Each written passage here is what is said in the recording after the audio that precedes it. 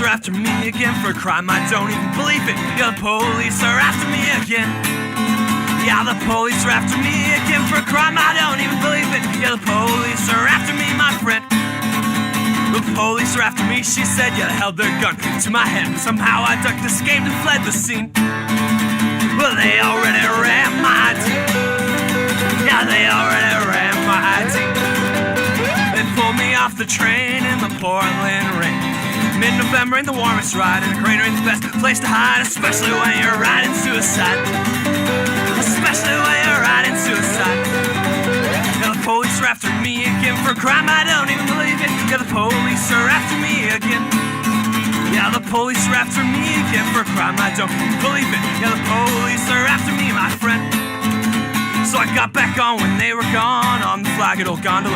Then I smoked the resin in my bunk cause the police didn't find it. Woke up in a mountain range, woke to a cold, wet, lonesome pain. And then the time it came to get the fuck off the train because the police are after me again for a crime I don't even believe in. Yeah, the police are after me again. Yeah, the police are after me, my friend, for a crime I don't even believe in. Yeah, the police are after me again. She said the police are after me for being dirty, trespassing. They hate me cause I ain't clean, but I think they're the ones who are dirty.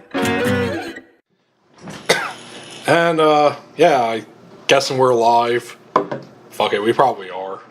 I'm live. I'm alive. God.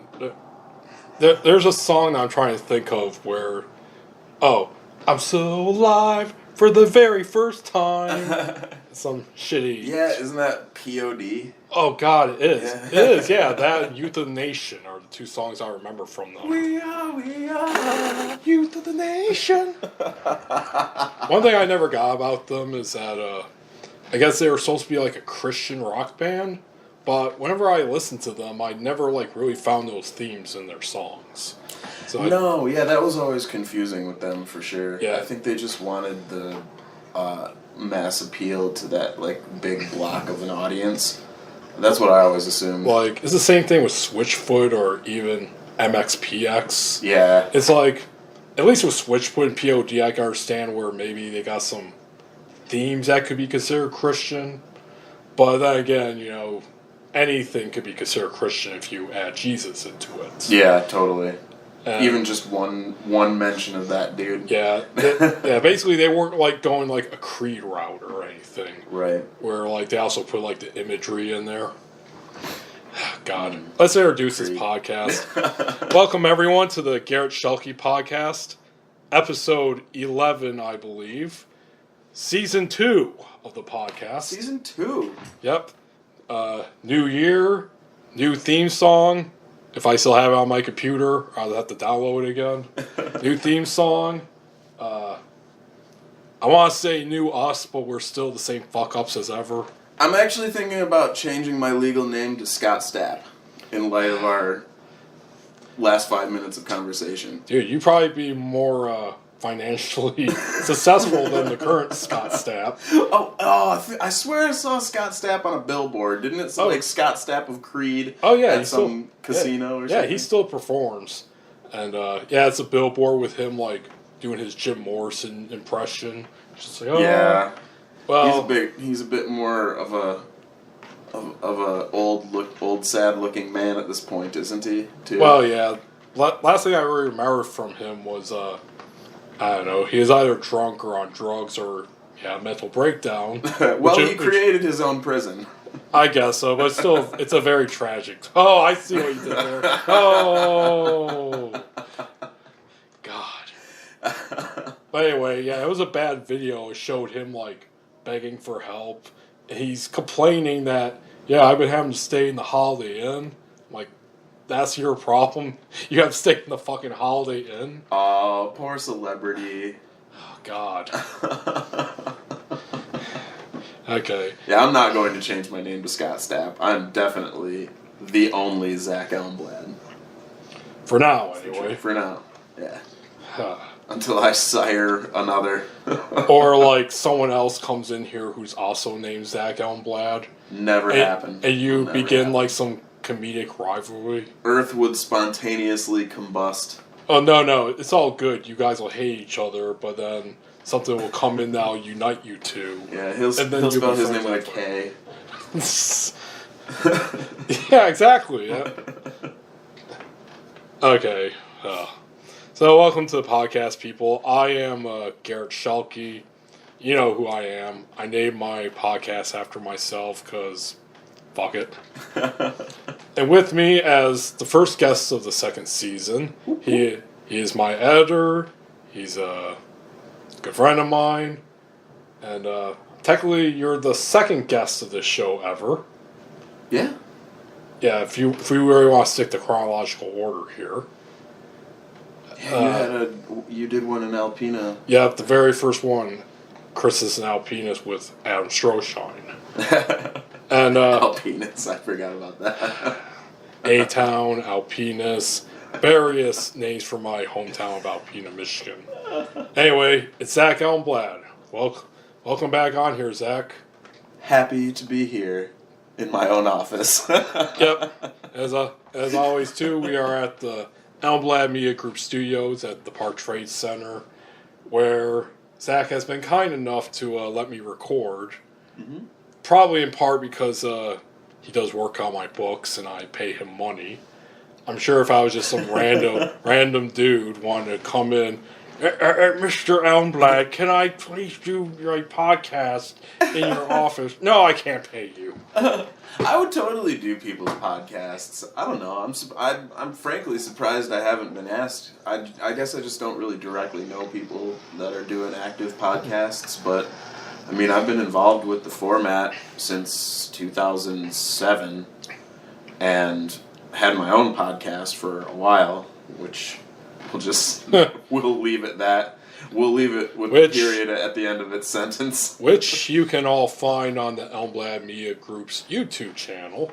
Some of it, yeah. The first 5 episodes, I haven't put the rest of them up yet because I'm lazy, I guess. But also, I don't know, it's embarrassing too. Or like, not necessarily embarrassing because it's just like the testimony of your like stupid youth, I guess. Well, I remember when we were talking about it, you did say there was a few videos where I guess you were kind of getting on your soapbox there without like a hint of humor or irony or anything. Yeah. Oh yeah.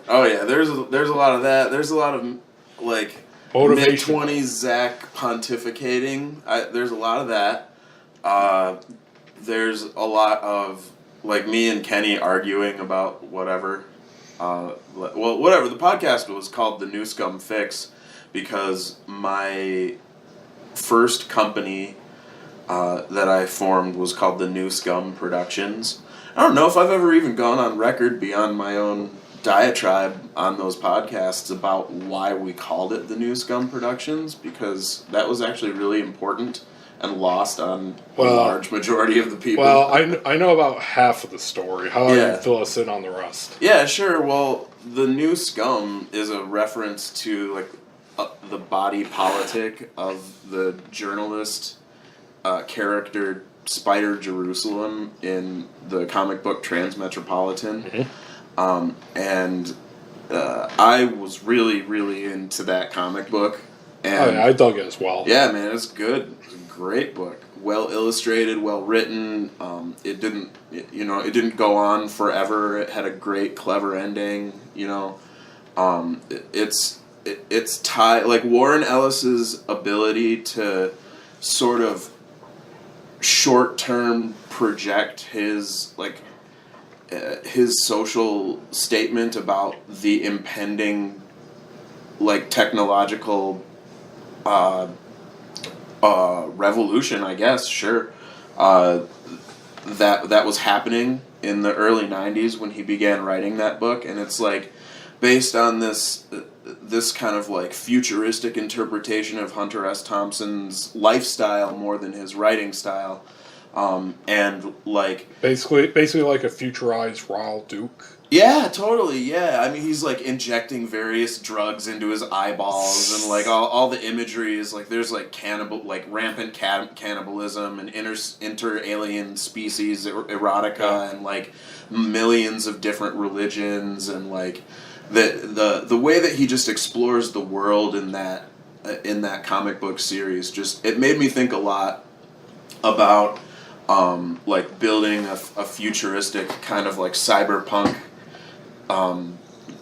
community of artists, basically, like, you know, what you would do when you're trying to formulate your creative direction, at least in my experience, is to kind of coalesce your ideas or find some kind of lens to give people to interpret what you're saying through. And that's how I really came on the New Scum idea, because I wanted it to be like kind of the New Scum was referred to by the president in the comic book as like the like lower socioeconomic classes and like the ne'er-do-wells and like the people who couldn't get their shit together and the ones that didn't live in the sky rises in the city and like didn't have access to the high level technological sophistication that the rest of society had, and they were just kind of these downtrodden people, and they were bulldozing their homes and kicking them out and all sorts of stuff. And it was, you know, it reminiscent of like transgender communities and like religious secular or not secular, sectarian religious movements and things like that,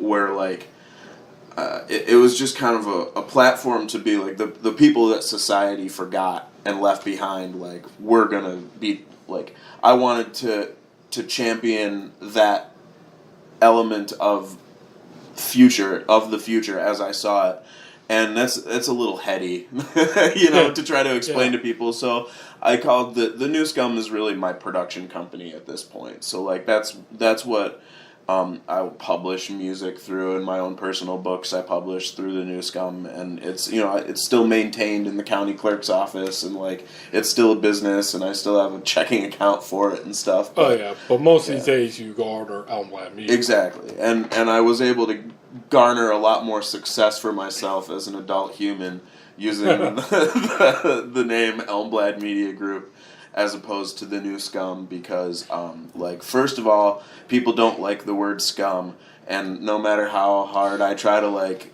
tell them, well, it's, you know, like take a subjective interpretation of that. Yeah, it'd be like art hop, and then someone would be like, New Scum. Yeah. And then you just get on your actually yeah, put up exactly. your glasses. Well, and a lot of people thought because since we talked politics a lot, and that's kind of where we were trying to put the media, a lot of people thought it was the news cum, and I just was like, God damn it, man, like, why does everybody have to take a sexual angle or like a sexual interpretation of this? I'm like, it's the New Scum. Stop. I forget what the logo looked like for it, but was it one of those logos where like the words were kind of like bubbled and smashed together? No, it's my tattoo here. Yes, I'm currently looking at Zach Elmblad's tattoos. Yeah, it's a Mercury sigil with a stylized, my initials arranged in a stylized way to be reminiscent. It kind of looks like glyph. NE there. It's Z. Z is in the middle with a stripe through it.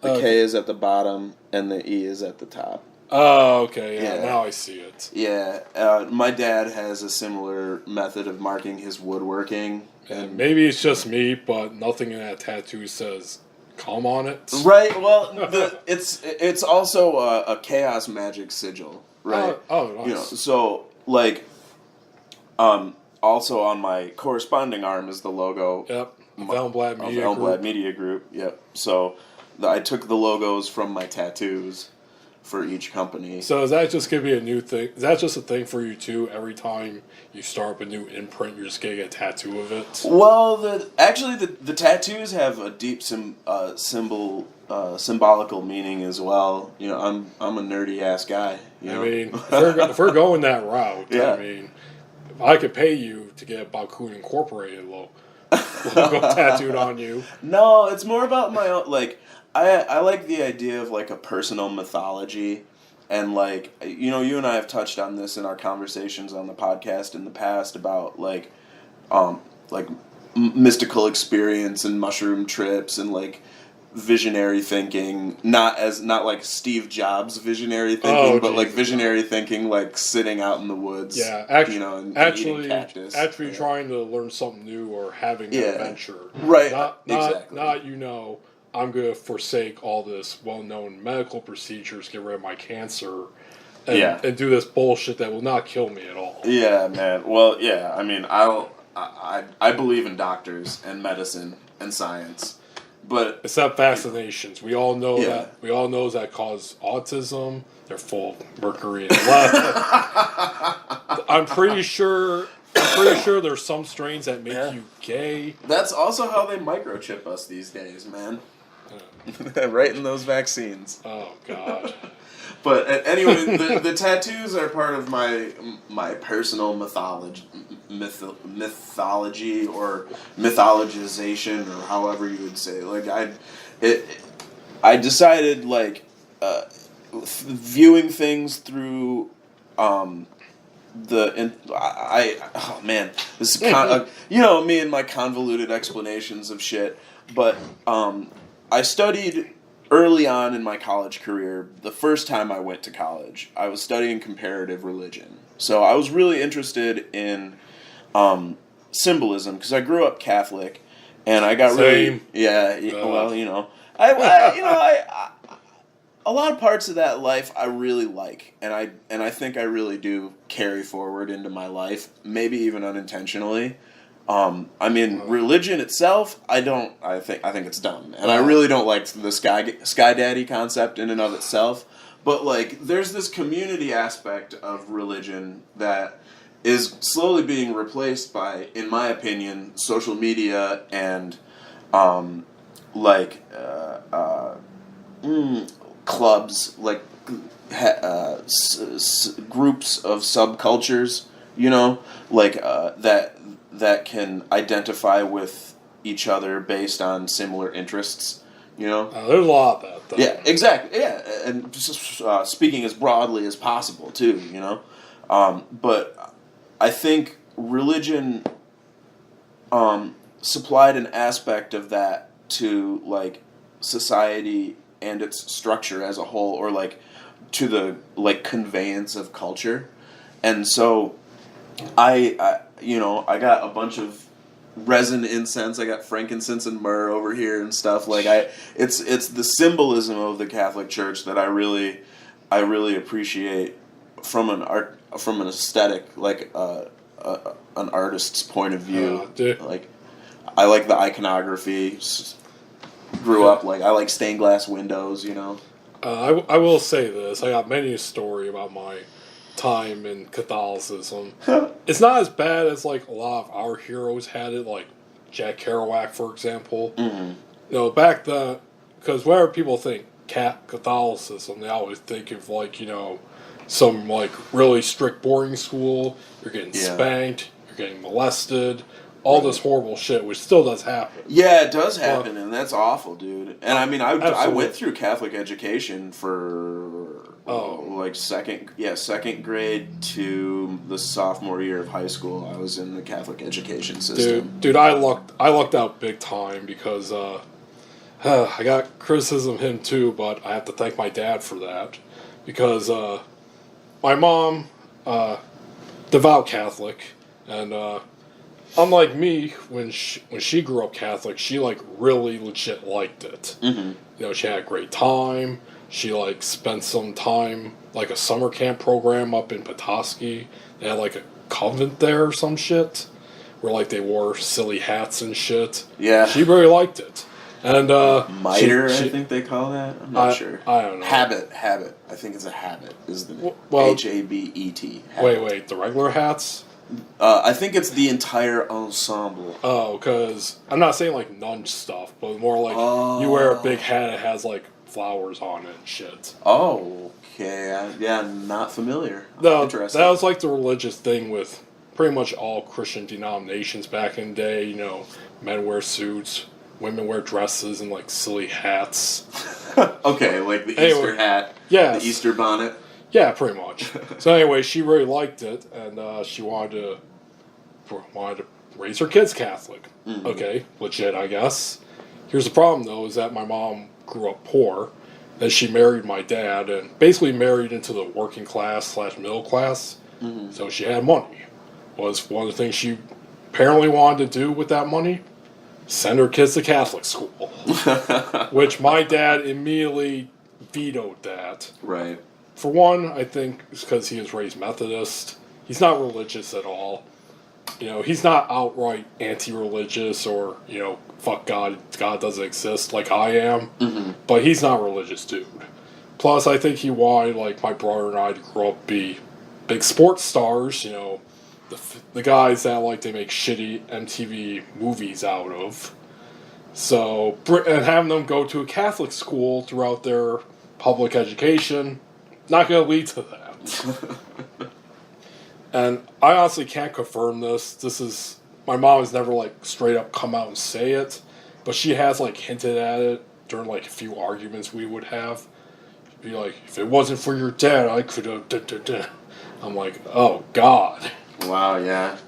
No, my parents are great people, and I was raised by them, They have their own reasons for attending church, and a lot of it is the desire to have a social group that's not centered around alcohol or like activities and stuff, because they're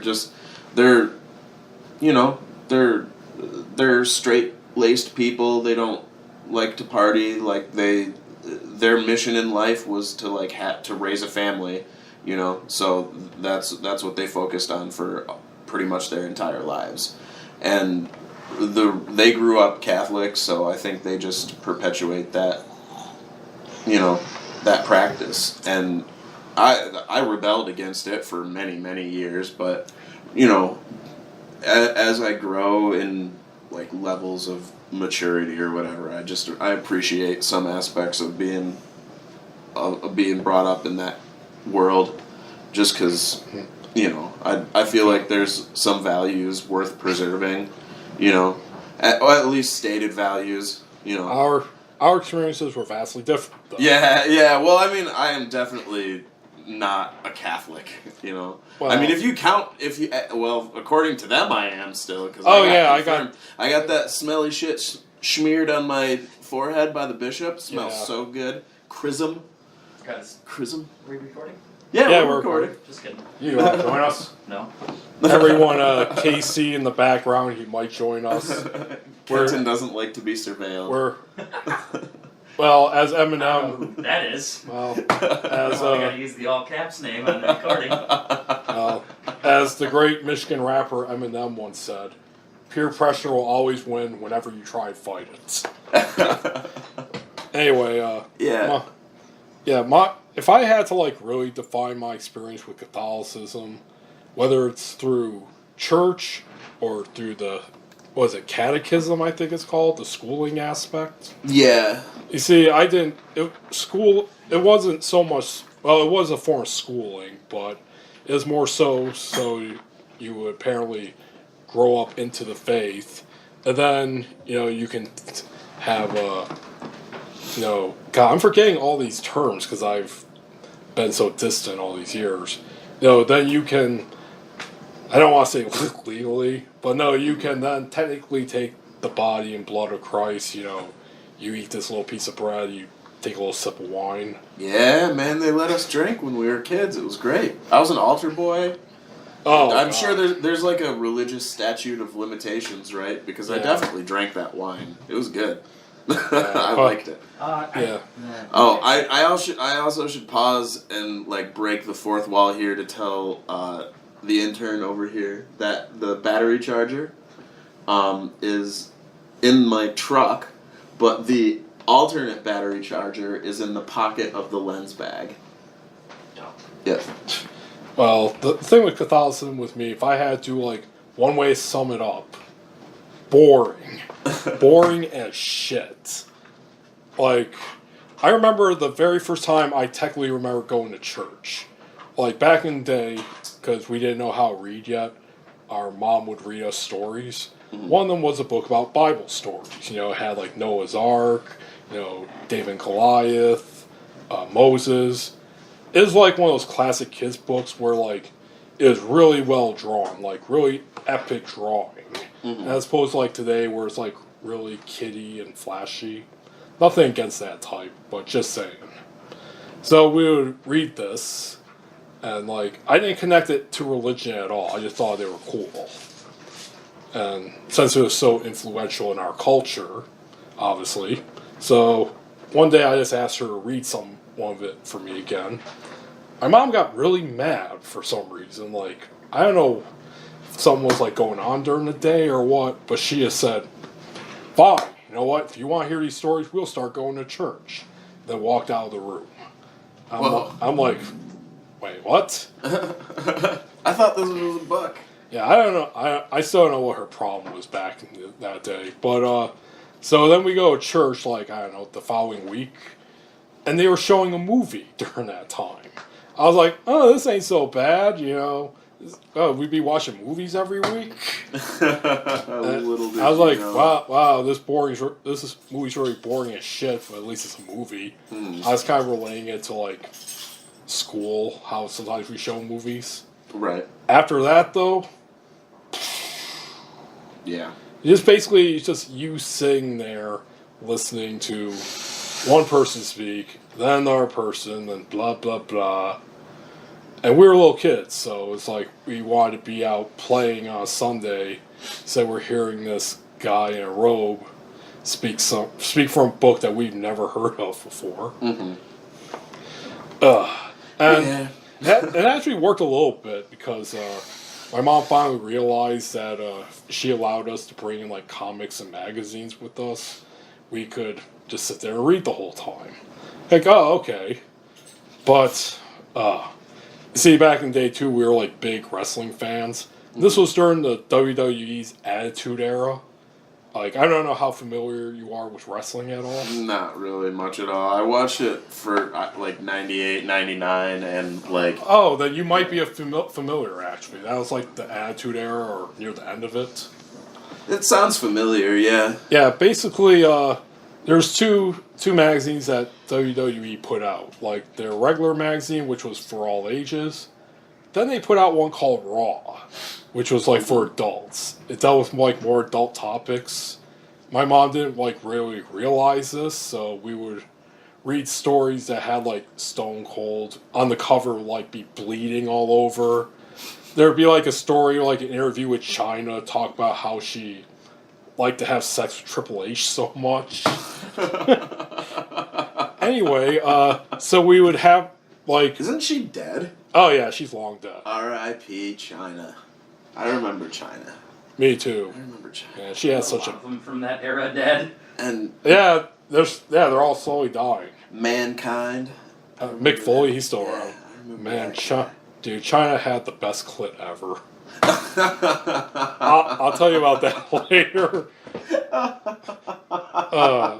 But anyway, so when like we would read these magazines like during like the parts we had to sit down, then we would stand up and do the prayers and songs and all that shit. Unfortunately, my elementary school librarian was like behind us one day, and I guess she's technically nice. Like I've had one interaction with her a couple of years ago. She was cool, but back in the day though, she stunk as a person. And furthermore, she was also her dress style, her hairstyle, and her dressing. She kind of looked like a librarian from the Addams Family show, if I had to describe that. Anyway, she was very offended by these covers. Like I said, one of them featured Stone Cold Steve Austin bleeding profusely on the cover from a chair shot. She decided to first talk to my mom, then talk to me and my brother about it. Lecturing on us about, Jesus doesn't like that, you need to pay attention. Oh, I know it. Which, by the way, you know how there's always these controversies about, like, public schools, like what you can or cannot teach?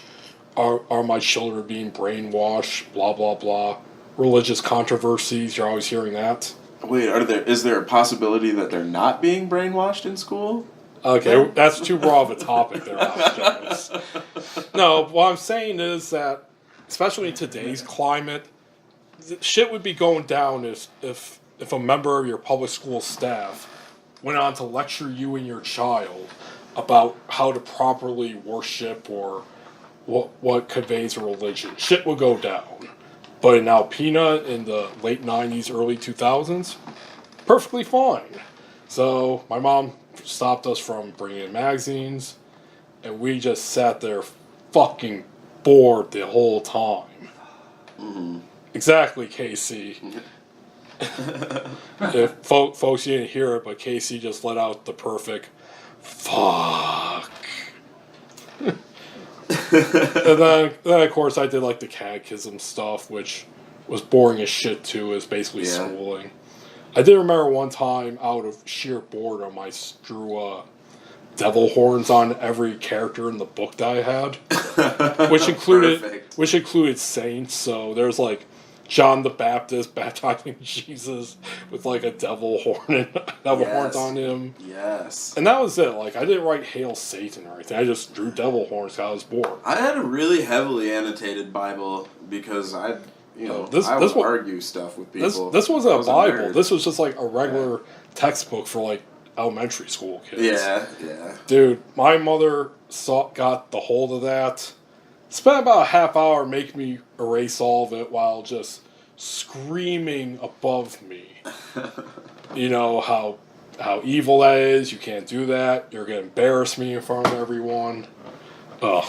The only like childhood standout memory I have of like someone really like leaning in on the indoctrination garbage was like they have this thing called Vacation Bible School, which is like for kids, like a week in the summertime. You go to church and they have activities that are supposed to somehow like illustrate concepts in the Bible, right? And realistically, because our school was pretty low budget, like it was just a week of daycare, you know, for like my mom to get chores done around the house, you know? And anyway, one day we were in some class, and like, you know, the memory game, like it's a bunch of like cards, and they're red on one side and it's like farm animals on the other side. Yeah, I remember that. I was Yeah. I was playing this game. I was playing this matching game with my buddy's brother, Peter. I don't know, someday Peter Cook might listen to this podcast. He would get a kick out of this story. I hope he remembers it. But I had a little lamb, and he had a little wolf, and he starts making the little wolf walk over to the lamb, and he goes, "Hi, little lamb, I'm Charles Manson."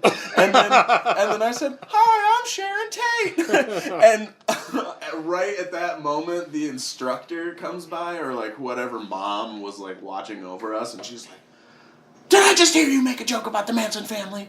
That is in such poor taste. You little boys don't understand what you're talking about.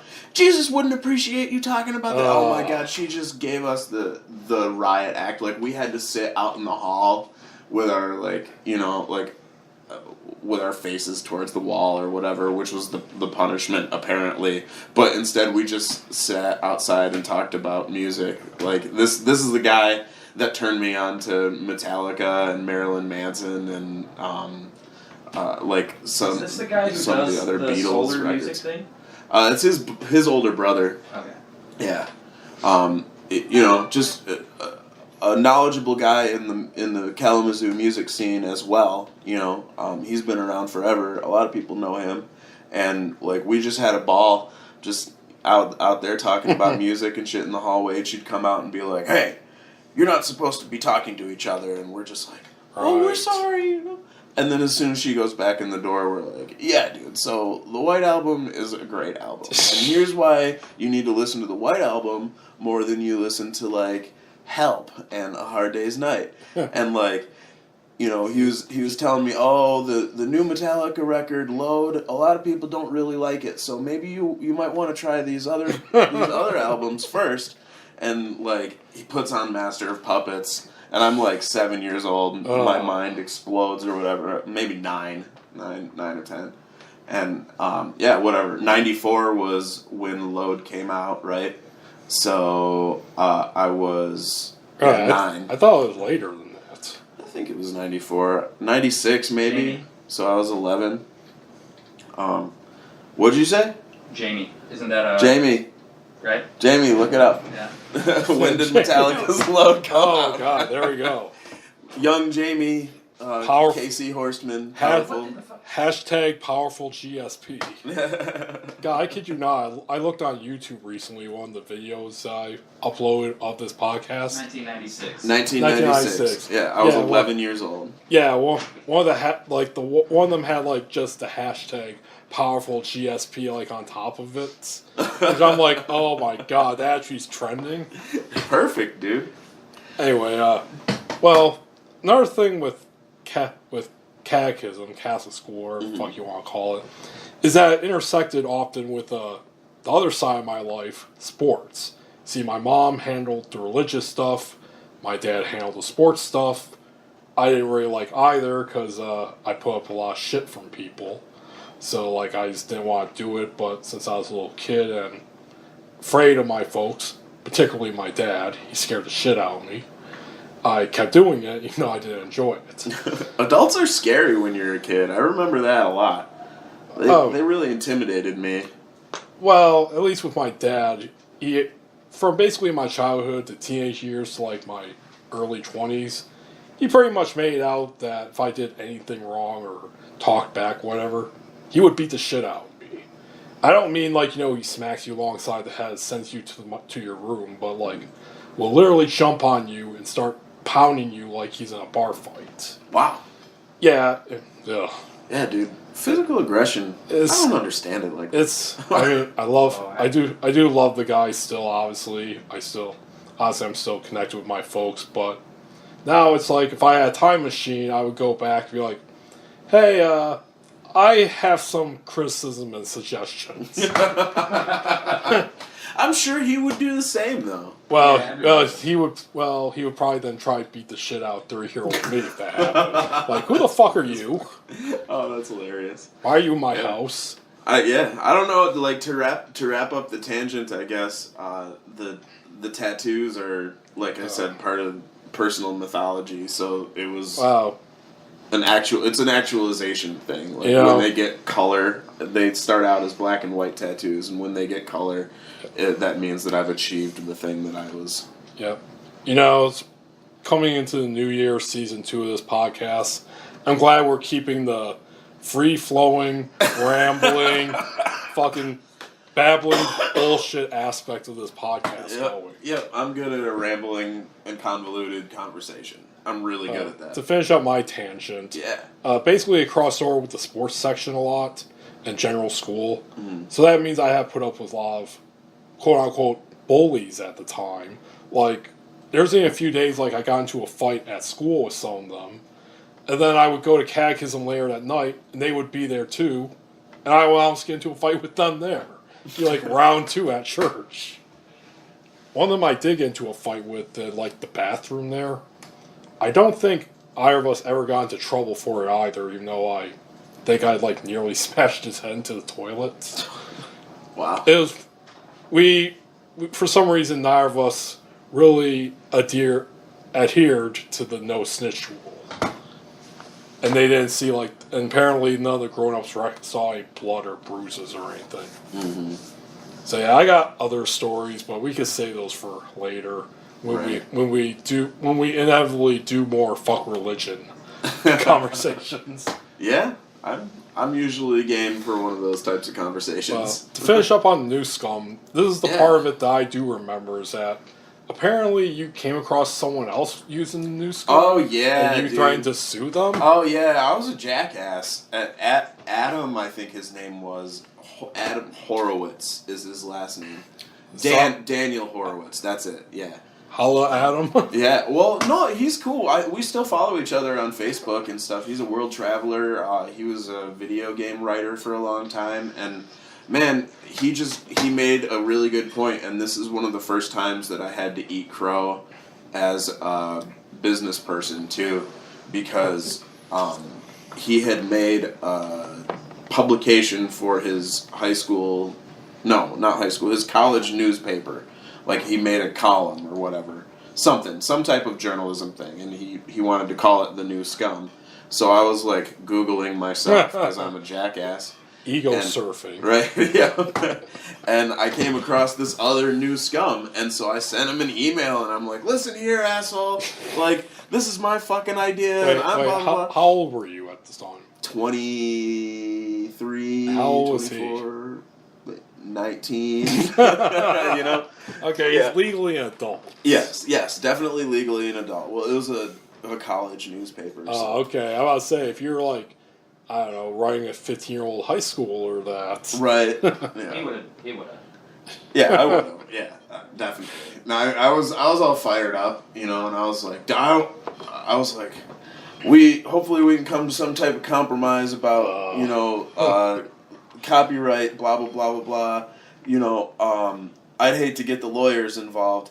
And he responds, I'll remember this forever. He responds to me like, no need to get the lawyers involved, bro. Like, it's just a college magazine. And like, and also, I think it's kind of like detracts from the purpose of using that name. Like, if you want to be talking about the New Scum, then you know, this is about building a community and like other degenerates like linking together and stuff. And I was like, I wrote back immediately like, I'm like, dude, I was way too drunk and stupid. Like, I've smoked enough cigarettes now since I think I've calmed down, and you're absolutely right. Like, you're awesome. I'd love to submit an article to your publication. Like, I'd love to work together. I friended him on Facebook and stuff. Be completely honest.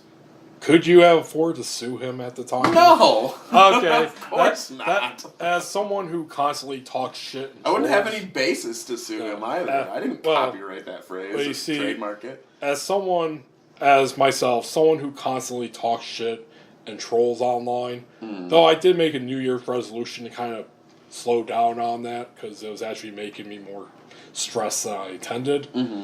And that means I have gotten many a time personal messages and comments claiming that someone's gonna sue me for like a bad name I called them, or if I have like proof of like something like I have a screenshot of them sexually harassing someone, right? Then they threaten to sue me for calling them out on it. There's one thing I have learned through that: don't threaten to sue people if you can't afford it. Because every single person that has threatened me with a lawsuit in that are broke as shit. Yeah. I'm not in the business of suing anybody anytime soon. I got no reason to. I wouldn't have sued him either. Like, I was being stupid. I wanted to be aggressive. I wanted to lay claim to my idea, to my, like, what I had perceived as, like, my work towards my own intellectual property.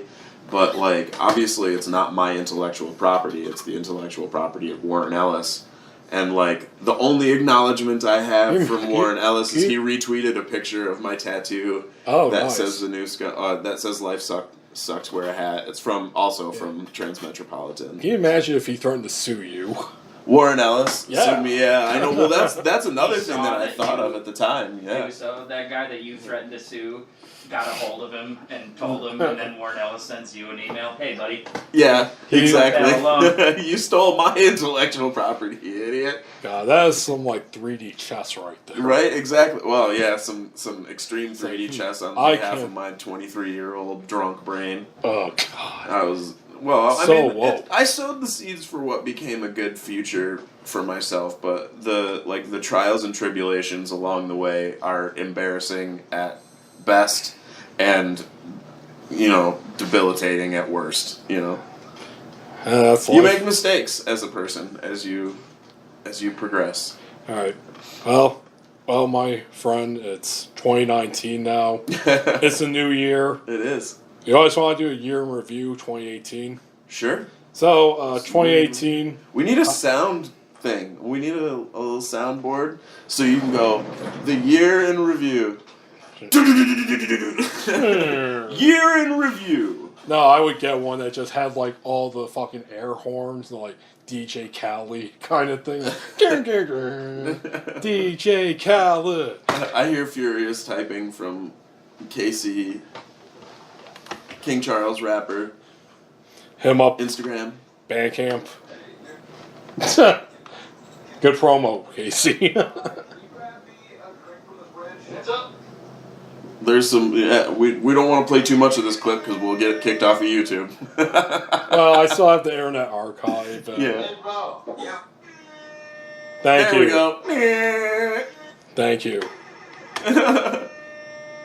That's Perfect. Oh, As before some we year in review. Before we begin that, I just checked out YouTube randomly a few weeks ago, and yeah, it turns out that I didn't get a copyright strike, but about 3 episodes of my 2 episodes of my podcast and like 5 other videos that aren't podcast related, they all got marked due to copyright songs on there. Mm-hmm. So I didn't get a strike, but apparently I can't make money off them. Yeah, Even they demonetize them. Yeah, and link to the original artists. Yeah, purchase which is platform. which is fine for me, I guess. Yeah, totally. But it was like, wait, what the fuck? Like, how did that happen? It recognizes it immediately, dude.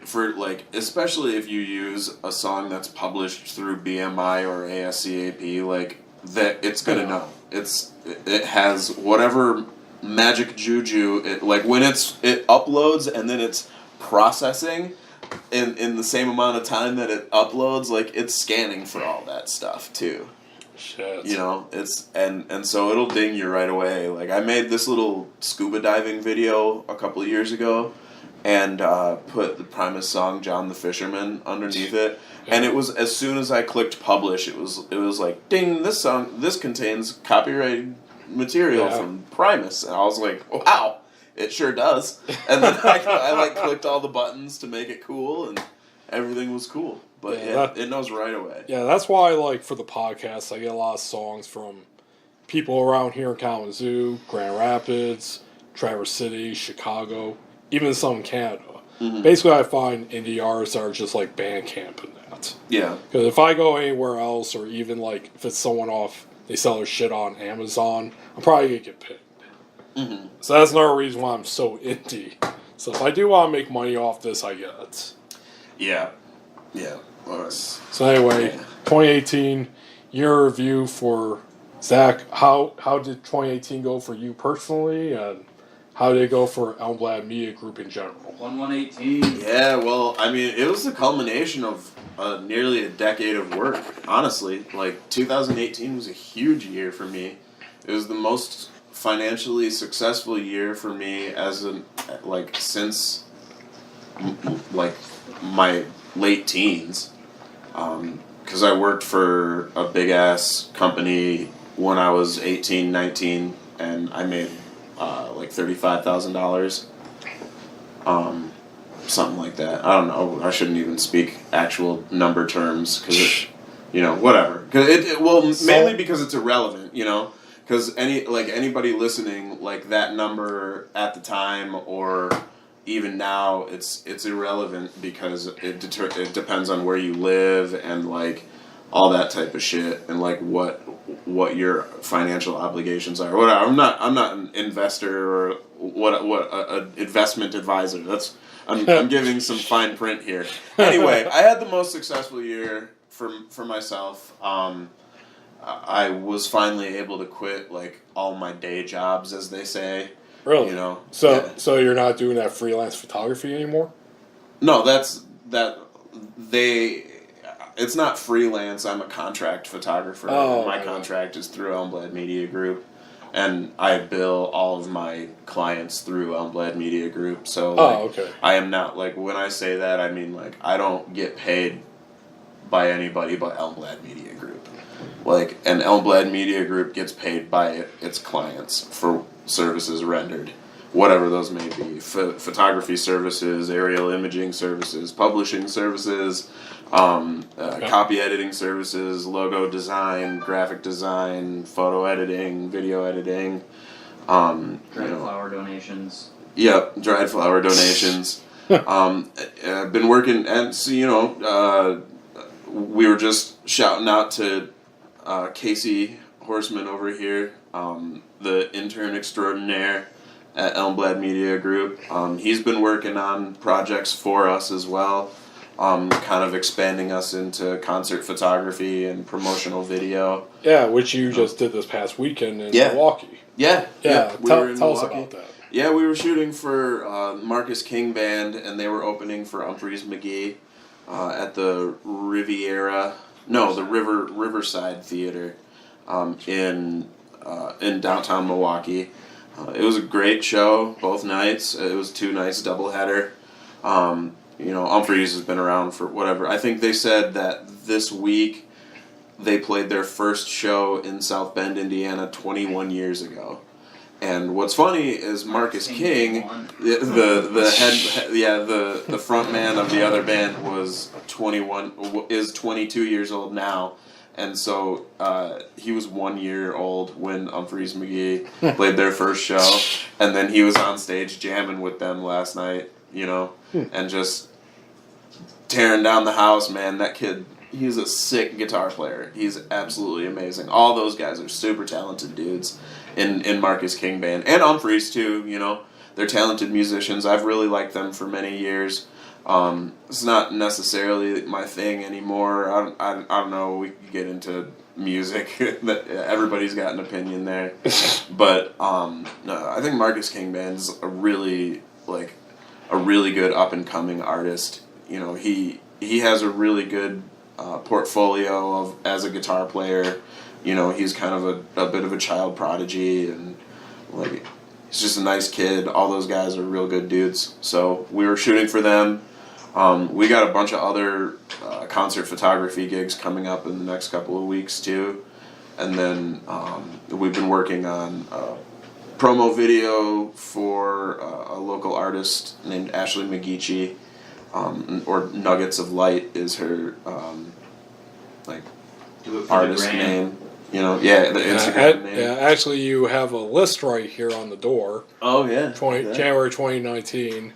YouTube channels, Twitter, new portfolio sites, website updates. Yeah. As to Finish and Deliver, Afro Zuma. Yeah, we delivered that one. I could erase that off if I wanted. Ashley McGeechee. Yeah. Sorry. Gino Vids. Yep. Gino Hinton is another one of my longtime clients and collaborators. He's kind of a renaissance man. He and I have had many, many hours-long conversations about business and existing as an entrepreneur in the media and arts and technological fields. This sounds very familiar. What does this relationship sound like? Right, exactly. Yeah, I mean, Gino and I started working together when he was the frontman of a band called Funk 211, who was the house band for a multimedia project that I was working on as tech crew that was being put on by Kirk Latimer and Gabe Jerome from Kinetic Effect. Let's not get into that. No, I don't want to open that can of worms. I got plenty to say about that situation, and a lot of healing has happened since then. So it has. We might as well. Oh, good for you. Easily keep it from going to that. I might as well interject again with Umphreys McGee's first show was 1/21/1998, and Marcus King's birthday is March 11th, 1996. So he had yet to turn 2 when he was 3 months away from turning 2. Perfect. So fact checked by the intern in the corner, who is, by the way, furiously working at the moment on editing photos from that night. Because when we shoot concerts, we shoot as a team, and then we both upload to the Elmblad Media Group Instagram, which is Elmblad_media_group. Yeah. I'll link that in the comments, people. For sure. Which you should read, people. Whichever one you should read. Yeah. Not just listen to the sweet talkings of me and my guests. Right. Yeah, and then KC's personal is King Charles Rapper. Mine is at Zach Elmbald. Same with my Twitter and Facebook. It's all just my name. Now, while we're on this promo here, let's talk about On It. I love using On It. It makes me smart. And did I mention Blue Apron? Because Right.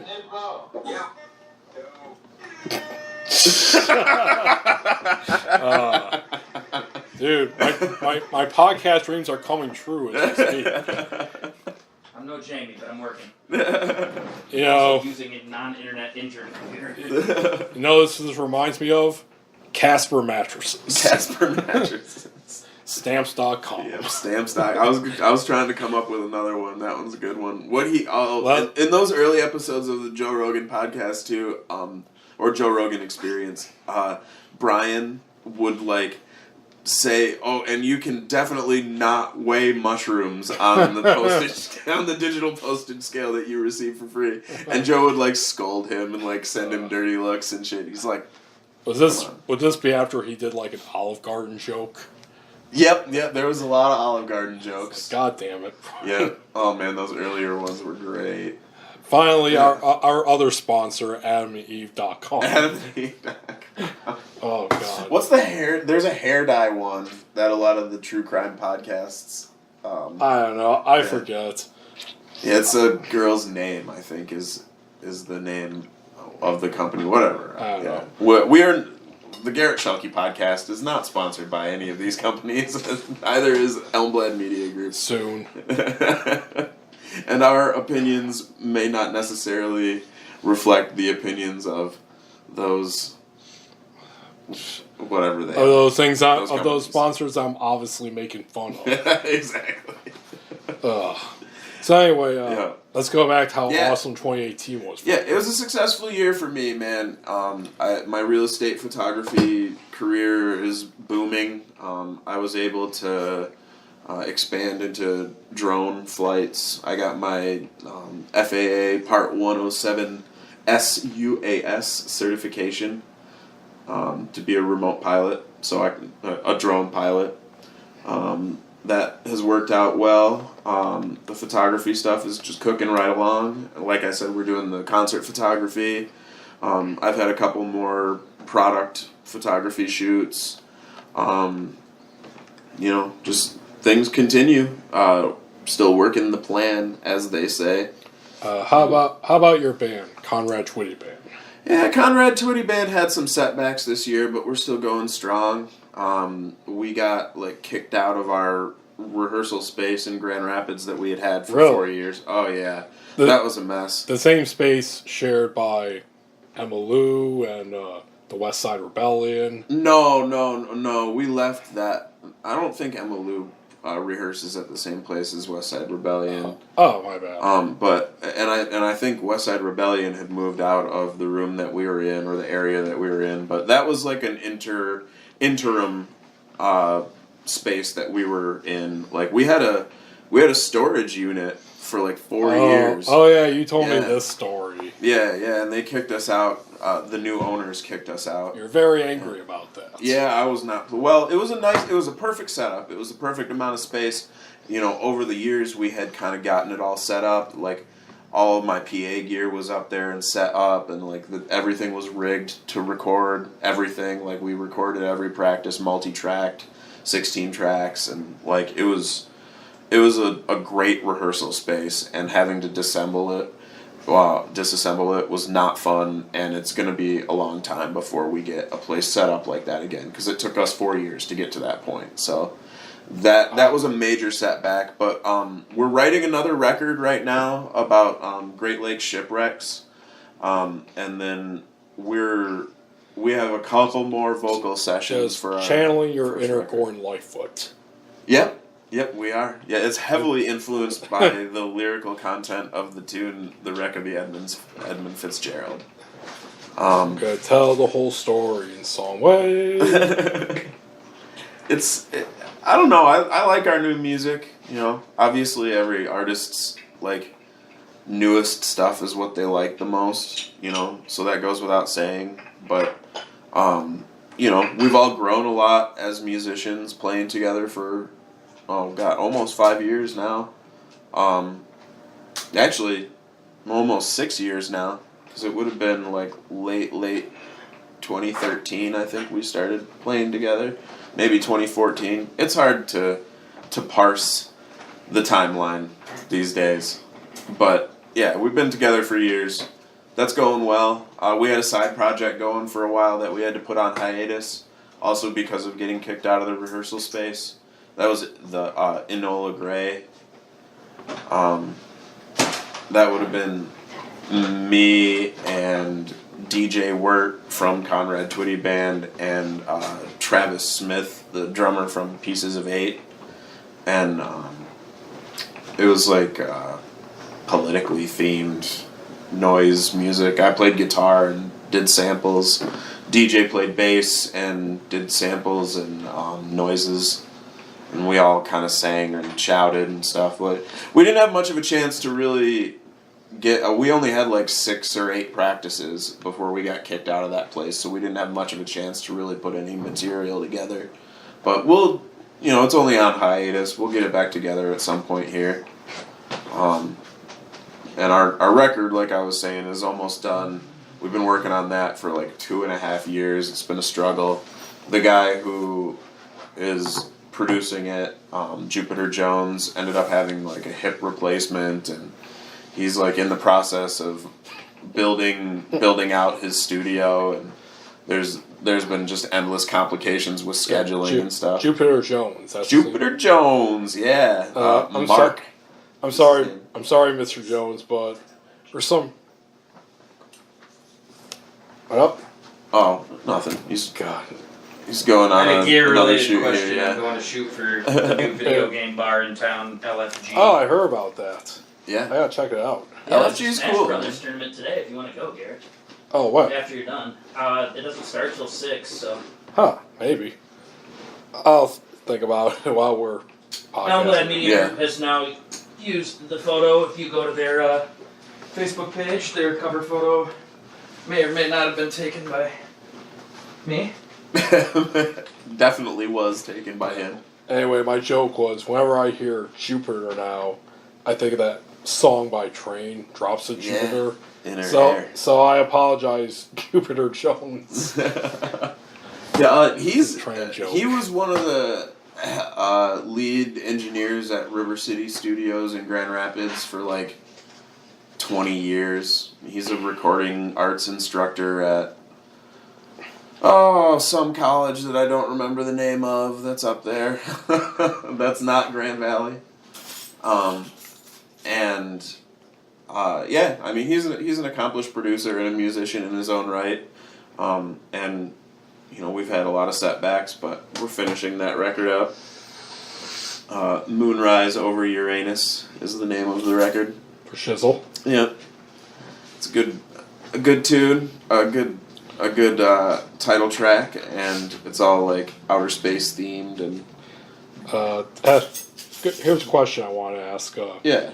The state of the actual Conway Twitty has never contacted you guys, have they? No, we have no association with the country music icon Conway Twitty. Aside from no association whatsoever. Aside from the very closely aligned name, and did you use some side photo of him on your first album? Well, no. I mean, the imagery is, it's there. Just mainly because of associations made by fans and third parties. But such as myself. No, the name of the band actually, DJ came up with it because it's his senile grandmother or something used to ask him to play that Conrad Twitty when he would go visit her, and he was taking care of her or whatever. What do you need, Grandma? Play that Conrad Twitty. So that's why we're naming the Conrad Twitty Band. Play that Conrad Twitty. Yeah. Well, I mean. I'm really hoping this mic's catching that. I think it would. We'll see. Okay, we'll find out. I hope your band, besides generally being awesome, I really hope you do at least one cover for the lulz. One Conway Twitty cover. Yeah. Conway Twitty by the Conrad Twitty. I don't know. We might. I think if we chose any, it would be "I See the Want To in Your Eyes." That is definitely the most cringe-worthy Conway Twitty song, and I suggest that anybody listening to this podcast look that song up on YouTube. "I See the Want To in Your Eyes" by Conway Twitty. If you want to be disgusted. Wait, what? I think I may have heard about this. Why is it disgusting? It's a very, very rape-implying song. Like, it's definitely worse than Baby It's Cold Outside. Definitely worse. Or Blurred Lines or anything like that. Yeah, dude. Yeah, it's very, very, like, it's bad. And plus, the entire time he's making direct, squeamish eye contact with the camera, and it's just very disconcerting. And I for the comedic relief, I suggest that you follow up with that. Alright. I'll post that video. Yeah, outro music. I see the want to in your eyes. Oh, God. Very creepy. Very creepy, man. Conway Twitty. Alright, well, I guess before I go about bragging, anything else you'd like to say about 2018? It is over. That is a statement I can make about 2018. It's very true. It's over. It's never going to come back. It set a precedent for continued success in 2019. Yeah, I don't know. I was involved with so much stuff, man. Like I made great headway in our group, the Alliance of Kalamazoo Artists. I gave a speech at the Kalamazoo Institute of Arts. Oh, how'd that go? It went really well. It was well attended. It was in association with the Alliance of Kalamazoo Artists, and we're probably going to repeat that entire schedule this year. So we've got like 4 gallery shows that we do that are all themed differently, and like a local tour of the artists in the building here that are associated with us, and just it's a bunch of fun stuff. Just as a result of the work that KC has been doing, we've made a lot more connections with new clients that I have to follow up with as time goes by, and look forward to working with again. Ciroc DeVito 2 times is another one. It's this young rapper that like boldly introduced himself to me, and I appreciate the kid's spunk. He's really like, how'd you meet?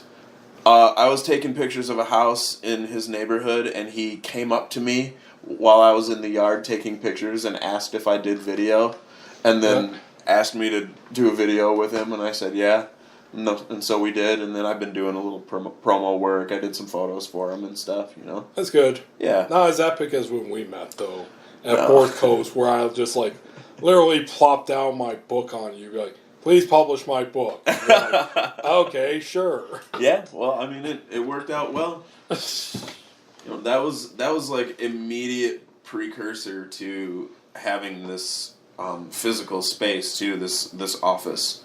It was just a couple of months before I finally made that leap too. So, yeah, I'll remember those times fondly, man. It's nice to be able to report success from that point. For both of us, really. You went from having 1 published book to 4 of them. Well, and plus more. Plus the 3 you got a bunch books. More. Yeah. Well, I guess while we're talking about me, on the podcast that's named after me. So let's talk about me. How did I do in 2018? How did you do in 2018, Garrett? I'm glad you asked, Zachary Elmbald, a.k.a. Scott Stapp. Yeah, I'll still consider it. If sacrifice. Yep. PayPal.me/Zach Elmblad if you want to pay me. I don't want to commit to this fully, but I will consider changing my legal name to Scott Stapp for a donation. If you have a Creed album on cassette, CD, or vinyl, bring it in during Art Hop and Zach will sign it. I'll sign it. That's Zach Elmblad, a.k.a. not Scott Stapp. Likewise, if you ever see me at an event, bring your Bibles and I'll sign it. I'll sign Bibles, too. I'll sign anything. Dude, that's signable. Dude, that's all I have in my life is signing Bibles. Please don't jack my kid. I'll sign anything except for a Bible as long as Garrett is present. Good. I'm gonna outreach to like Book of Mormons and Quran soon. Any religious text. Pretty much. We'll put it down. Except the Satanic Bible, because I actually respect that. Anton LaVey, rest in peace. Yes, indeed. Anyway, how did I do? Ham for hash. Anyway, how did I do in 2018? I divided up 2 ways: my writing career, writing, and personal. Writing, I think I did pretty well. I published 2 books through my own imprint, Bakuni Incorporated, and they're called. First one's called Godin, the Grey Wolf of Chicago, and the second one is called Godin, Lichen Strikes. And yeah, I'm pretty proud of it. Yeah. That's still my goal, is to basically publish 2 Godin novels per year. One in the spring, one in the fall. And I could do that this year and through 2020. I'm not sure after that, because I can already tell the stories are going to become more longer and complicated. A lot more backstory, a lot more mythology. So I may be putting out 1 book, but it'll be vastly longer. They may, dare I say, be over 100 pages long. Because all my books, except for Hub Jamboree, which you published, are all below 100 pages. Like, let's see, since I have all the books right here. I want to guess. Okay. That one was 84 pages. Alright, Godin, the Grey Wolf of Chicago. Well, okay, there's a few more in the back here that weren't numbered, but 79. 79? Okay. Yep. Plus, like, title page and author bio page. Yeah, I would say, if I had to go about from the PDF, I would say about 90. Okay. Okay, there's that, and Lichen Strikes is actually very low. It's around like 50 pages. Yeah, something like that. Yeah, it's actually technically my first Godin story, so that's probably why it's so short compared to... In the Godin chronology, it's technically the second story. But we won't get into all that shit. Anamaki, my very first novel. Let's see, how many pages is that? 91. 91, just under. Oh god, and the one I'm currently working on, which I'll hopefully send you next weekend, is currently at over 50 pages, but that's going to be before, editing and putting this shit and that shit into it. But if I had to take a guess, it's probably going to be the same page amount as Grey Wolf of Chicago, so if I had to take a gander, I guess. And Up Jamboree, the story collection, is a whopping 245 pages. Fuck yeah. Yeah. I should do a short story collection. I definitely have unpublished material that could belong into something like that. And I've been thinking about my releases upcoming too, so I think you're really setting the precedent here with the 2 serial publications a year for the next couple of years in the schedule. I think that's good, man. Yeah. Well, aside from the books being longer, I have some other stuff that I want to get published. Sure. You're working on a novella, right? Technically, all my books are novellas or novelettes. Novelette. But at this point, it's just like, who gives a fuck? It's a novel. Right, yeah. It's for $5 on Amazon. You get there. Yeah. It's a book. It has pages. But, no, I got some other stuff in other genres I want to work on, so that might impede it. I don't know yet. It all depends on just, I guess my general writing habits, which I just don't have a steady one like a lot of writers do. You know how you're, like Jack Kerouac, for example, I always hear about his writing regiment, for better or for worse, and how it affected him. I really don't have that. Mine more depends on 2 factors: general inspiration, drive, etc., and my day job. Because there's been some days where I could write more than others. Then there's some days where it's like, holy shit, I can't write. I am so burnt out from working earlier. Yeah. It's hard, man. It's hard to make yourself write. I really appreciate the people that can have the diligence to do it they make themselves devote a time of every day to writing, and you know, like even the trope of like even if I only complete one sentence, like it's still forward progress. Yeah, and there's a lot of pressure in writing, whether it's the indie writing community or just bullshit like in writing classes and that, of what you need to do, you know, how much you need to write, you know, when you gotta do it and all that. Like, I guess, like, back in the day of high school, even before I, like, produced anything essential, yeah, there was, like, this Stephen King quote that I think was taken from On Writing, which is a great book, and I respect Stephen King highly, but he had basically this quote where, you know what? I'm just going to look it up right now. I think we had talked about Stephen King's On Writing in one of our previous podcasts. And I definitely recall talking about that. Because I wasn't really familiar with it, and I still haven't read it, but I did do some, like, due diligence looking up after you had talked to me about it. And for those of you who don't know, ladies and gentlemen, Garrett is very good at recommending books for me to read, and I'm very good at wanting to read them and not. So I have a stack of books on my desk that Garrett has had me, you know, has charged me with reading, and I think I want to do it. I want to read a bunch of stuff. In fact, he gave me a copy of Bill Cooper's Pale Horse Rider. What is the title? Pale Horse Rider, Bill Cooper, and the Rise and Fall of Trust in America. Yeah. And you can keep that. That's your Christmas gift. That was a Christmas gift from Garrett, and I actually did bring it with me to Milwaukee this weekend to try to crack into it, but we had so many ridiculous travel bullshit happenings that I didn't get a chance. So, I don't know. The Stephen King thing, I forget exactly what we were talking about on that podcast, but you have definitely mentioned that it's a pretty good, like, insight or, like, instructional type thing from him. The only thing from Stephen King that I've read is the Dark Tower series. Yeah, you ever see the movie of it? Nah. It got blasted. I'm not surprised. I haven't watched that. I haven't watched the live-action Preacher remake, or I don't know. I don't watch any of the Marvel movies or anything. Boo.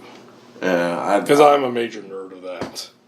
How I would say Spider-Man Enter the Spider-Verse is one of the best superhero movies of all time, and currently, like the last month, I've been going over in my head whether I preferred it more than The Dark Knight from the Nolan Batman films. I don't know. Anyway, I can't find that quote exactly, but basically it's Stephen King saying, like, if you don't write this amount, and if you don't amount of words per day, and if you don't read this many books per week, you will never be a good writer. Which scared the shit out of me when I was a teenager, because I took it literally. Luckily, I had my second cousin, Brian, when I told him that, how much it worried me, like, I'm not writing this much, I'm not reading this much, how will I ever be a good writer? He's like, who said that? Stephen King?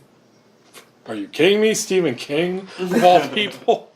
Because, yeah, I like and respect Stephen King, but he has churned out a lot of garbage. He sure has. His hit rate is not 100%, that is for sure. Yeah, so, and even then, like, his big hits are still got some stuff in them where it's like, really? Like, yeah, dude, parts of the entire Dark Tower series, like especially the mid books and the last book, are just like eye-gougingly awful. Like, some of it is like really awesome, and it's captivating enough to bring you all the way through it. But like, oh god, some of them, man. I remember Wolves of the Cala was really, really difficult for me to get through. And whatever, the fourth one has something to do with a mystical ball. That was also excruciating at times. But the first 3 books of that series, man, I read those things in like a week and a half. I couldn't get enough of it. I loved it. My girlfriend at the time used to get so mad at me, dude. Like, I'd just stay up too late reading those books, and she'd get all pissed. Yeah, it took me a couple of years to finish them, though. I finished the 7th one like the day before I left to go hiking on the Appalachian Trail. Because I wanted to finish it. I was like, I have to finish this story. I can't go hiking for a month and not be able to finish this story. Yeah. One thing Stephen King knows how to write, though, sex scenes. Oh, yeah? Oh, yes. Well, Stephen King is the Netflix of sex scenes. Like, how could you beat that sex scene in It, where it's basically a teenage boy orgy in the sewers. Wow. In order for you to, like, not get scared by the clown, I guess.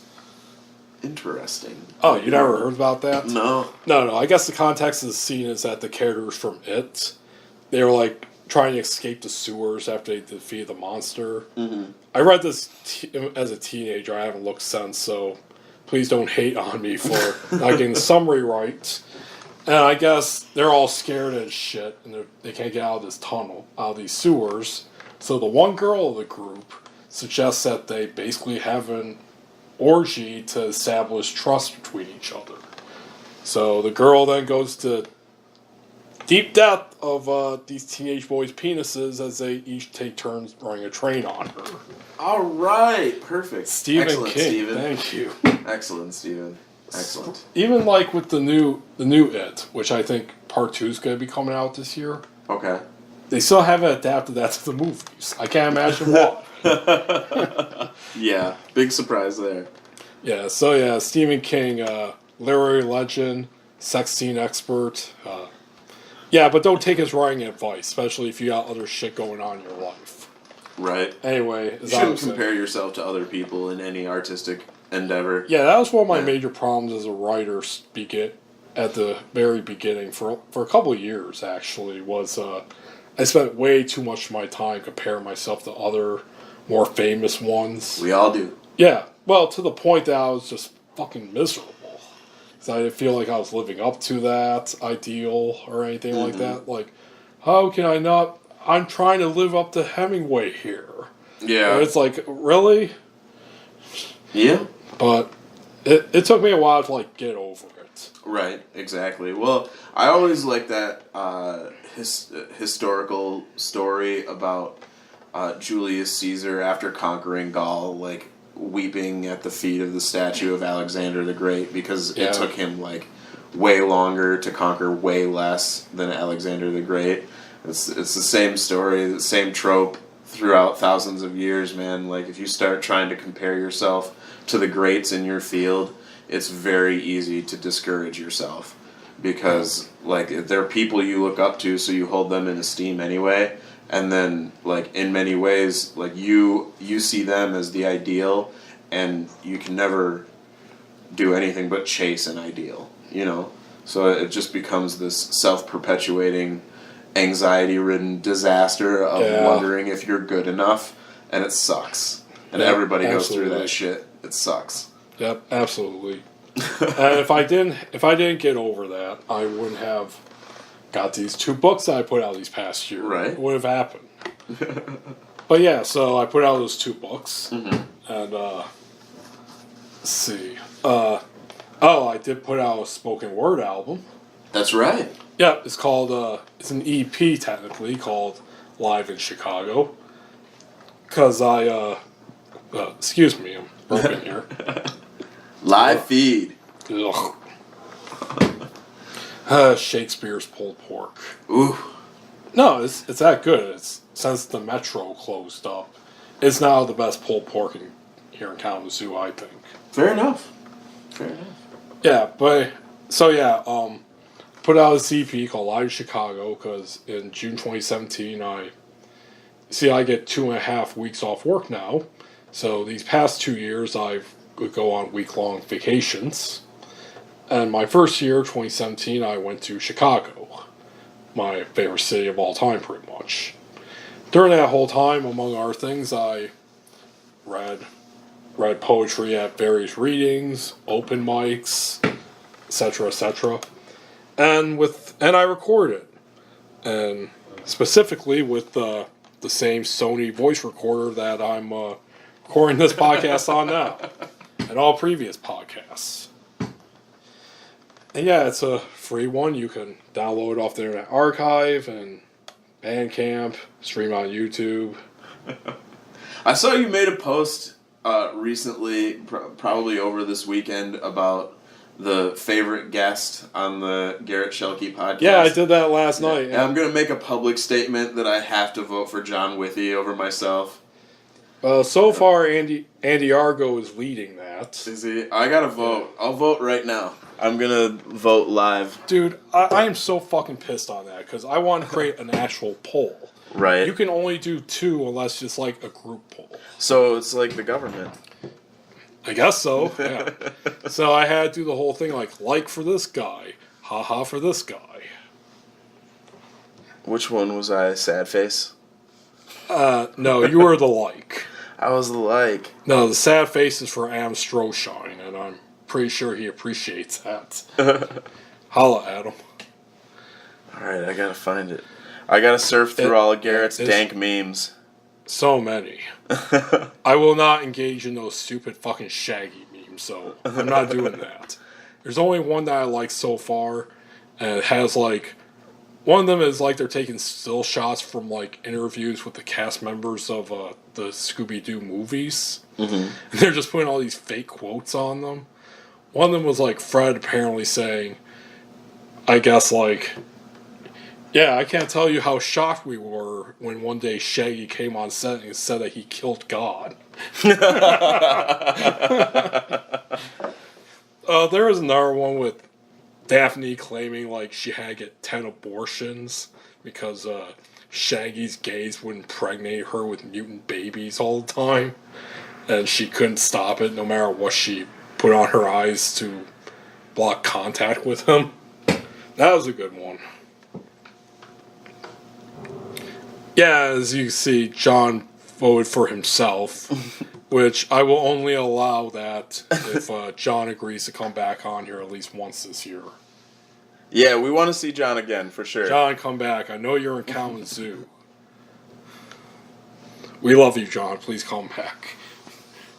Give me good content. Yeah, I want to see John Withy back. You should try to get everybody that'll come back. I know you got more people that you want to talk to. Oh yeah, I got plenty of people in mind actually. Yeah. No, you're gonna be a reoccurring guest, obviously. Yay! We're gonna get some new ones. Gonna do some more out of town, which would be pretty easy because all I use is a fucking Sony voice recorder. But yeah, it's all good. So yeah, I put out the EP, and I honestly don't know how much's been downloaded or viewed. Not a lot on YouTube, and the Internet Archive has this thing where like they just call it views, but it's not just views; it's also downloads. It's not a very good system. They should create a better one. Mm-hmm. As far as I know, it's never been downloaded off Bandcamp because I think I would receive a notification if it did. Yeah. Well, I don't think you do. You got to log into Bandcamp and actually view your statistics. Oh, really? Mm-hmm. Okay, I should do that then. Yeah, you should. Yeah. Hey, everyone, it's free. Just download it. You got anything else to listen to? No, you don't. Creed's not putting out another album, Right. so... You need more long-form content in your life. Just listen to us talk to you. Yeah. And that's the other thing. So I had the books, had the album, and I have this podcast. Yeah. Yeah, admittedly, the goal of this podcast originally was do like one per month. Mm-hmm. That did not happen because it's hard to commit to that. No, I committed to it, but I have a thing called a day job that fucks me over. Yeah. So much. Day jobs are very bummer. So technically it did good. If I were to follow that one a month trend, I could have had 12 episodes. As of last year, I had about 10. So nearly made it. Yeah, that's close. Nearly made it. Definitely. Yeah, I don't know. I need to get on that stuff again. I should start doing a podcast. It's the sensible move to make. I also want to do some live streaming video type stuff this year. I don't know. It depends on what, for me, of course, it's business, so I got to decide where I want to allocate my funds And right now, it's kind of a choice between 3D imaging and upgrading my video capabilities to include live streaming and live switching. We'll see. We'll see what I end up doing. Those are definitely things I'll be moving into in the next year or two. Yeah. So, yeah, that's my writing artistic achievements this year. Sweet. Past year. For personal, though, that's also there. This is the 2018 so far was the most I've ever spent in Chicago. Particularly because I used to be all about like having spent weekends or nights there. Mm-hmm. But I love Chicago, but I know I like places to go, and I'm so familiar with it that I'm now willing to just do day trips. Mm-hmm. Yeah, that's worked out pretty well. Good. Particularly because I don't drive into Chicago. I go to Michigan City, Indiana, and get up the South Shore line. Yeah, there. take the train. Yeah, for sure. That's the move. So, yeah, Definitely the move. so that's been pretty good. And for my summer trip this year, I went back to Toronto. That was epic. Yeah. I like Canada. Don't we all? Canada's a fine country. It's very nice. Why can't we be more like Canada? Because Michigan is a lot like Canada. Well, you see, unlike Canada, we're not socialist and we have free speech and blah, blah, blah. But like Canada, we have legal weed. Well, for Michigan. Yeah. You know, it's still federally. Yeah, so Michigan is like Canada, not the United States. But Michigan's like Canada. I'm in full support of Canada taking over. Well, granted, Canada is responsible for the Enbridge pipeline, which is not cool. Right. Oh, yeah, I saw that. That got put through. Yeah. That's no good. God. Right through the Straits of Mackinac. Perfect idea. Largest freshwater. No, it's not the largest freshwater repository. Suppository. Oh, suppository. Depository. Well, it would. Well, if Reservoir. if something were to break there, technically the waters of Michigan would become a suppository. Yeah, that's a You would good just point. it'll be so bad you will just be shitting it right out. But let's not rant about politics. I'm bragging about myself. Right. So yeah, I had a great time in Toronto. Checked out. That's the thing. The first time I went to Toronto, I was a college student. I pretty much just went there to party. Like I explored and everything, but like I didn't hit up like certain touristy spots or anything like that. It's more like, oh hey, go to the bar, get drunk, meet up with someone, possibly get laid, which I did about 3 times. So world fucking record for me. Sadly, this year around, I only got laid once. Times they are changing. They are. Yeah. So I had a good time, and the two reasons in particular. One, when I went this time around, this was in the summer, whereas previously it was during spring break. Yeah, because everyone's going to Florida and Cancun and shit. Mm-hmm. I go to fucking Toronto for my spring break. Right. Yeah. Anyway, this time around was during the summer, so it was in the middle of Pride Week up there. Holy shit, dude! Toronto Pride was the most epic event I've ever been to, hands down. Filled with rainbows and glitter. More than that. More than that? It is fucking huge, dude. Really? I'm not even kidding. The biggest thing I've ever been to. Like, I was there on, like, the last 2 or 3 days of it, too, but it was just huge. Wow. Blew my mind, actually. Cool. And then on top of that, this is a as a non-religious person, this was liberating for me. Dare I say I felt spiritual. I engaged in nudism for the first time. Hell yeah. Yep. There's a little place there called the Toronto Islands, which I equate to here in Michigan. We got the Mackinac Islands. Mm-hmm. Toronto Islands pretty much the same thing. You got to get there by boat, which they have many of them. Mm-hmm. And they have many beaches. One of them is a nude beach. I was actually a little bit nervous at first because when I first got to the dock to go to Toronto Island, I was looking at like their map and everything. Then they had one that said nude beach, and they had like a little cartoon and everything. Like, oh, nude beach. There was this guy who was like selling shit. Like, It's like, hey, you going there? I'm like, I didn't know about, maybe. Well, here, let me give you this special Pride package. Basically, this guy was trying, I guess he thought I was like a gay dude, and he was like trying to sell me this package with like an all expense paid trip and this luxury stuff. I'm like, no. I'm just trying to go to the beach, dog. Yeah, so then I went up to like one of the guys who was like doing the ferries over. I'm like, yeah, I just talked to that guy. He's trying to give me all these deals. The guy's like, oh, fuck that guy. Because apparently him and a few others like put out these fake deals trying to get you to pay money during like big citywide events like Pride. Because everything on Toronto Island, granted you have to pay for certain stuff like the restaurants and that, but access for everything is free.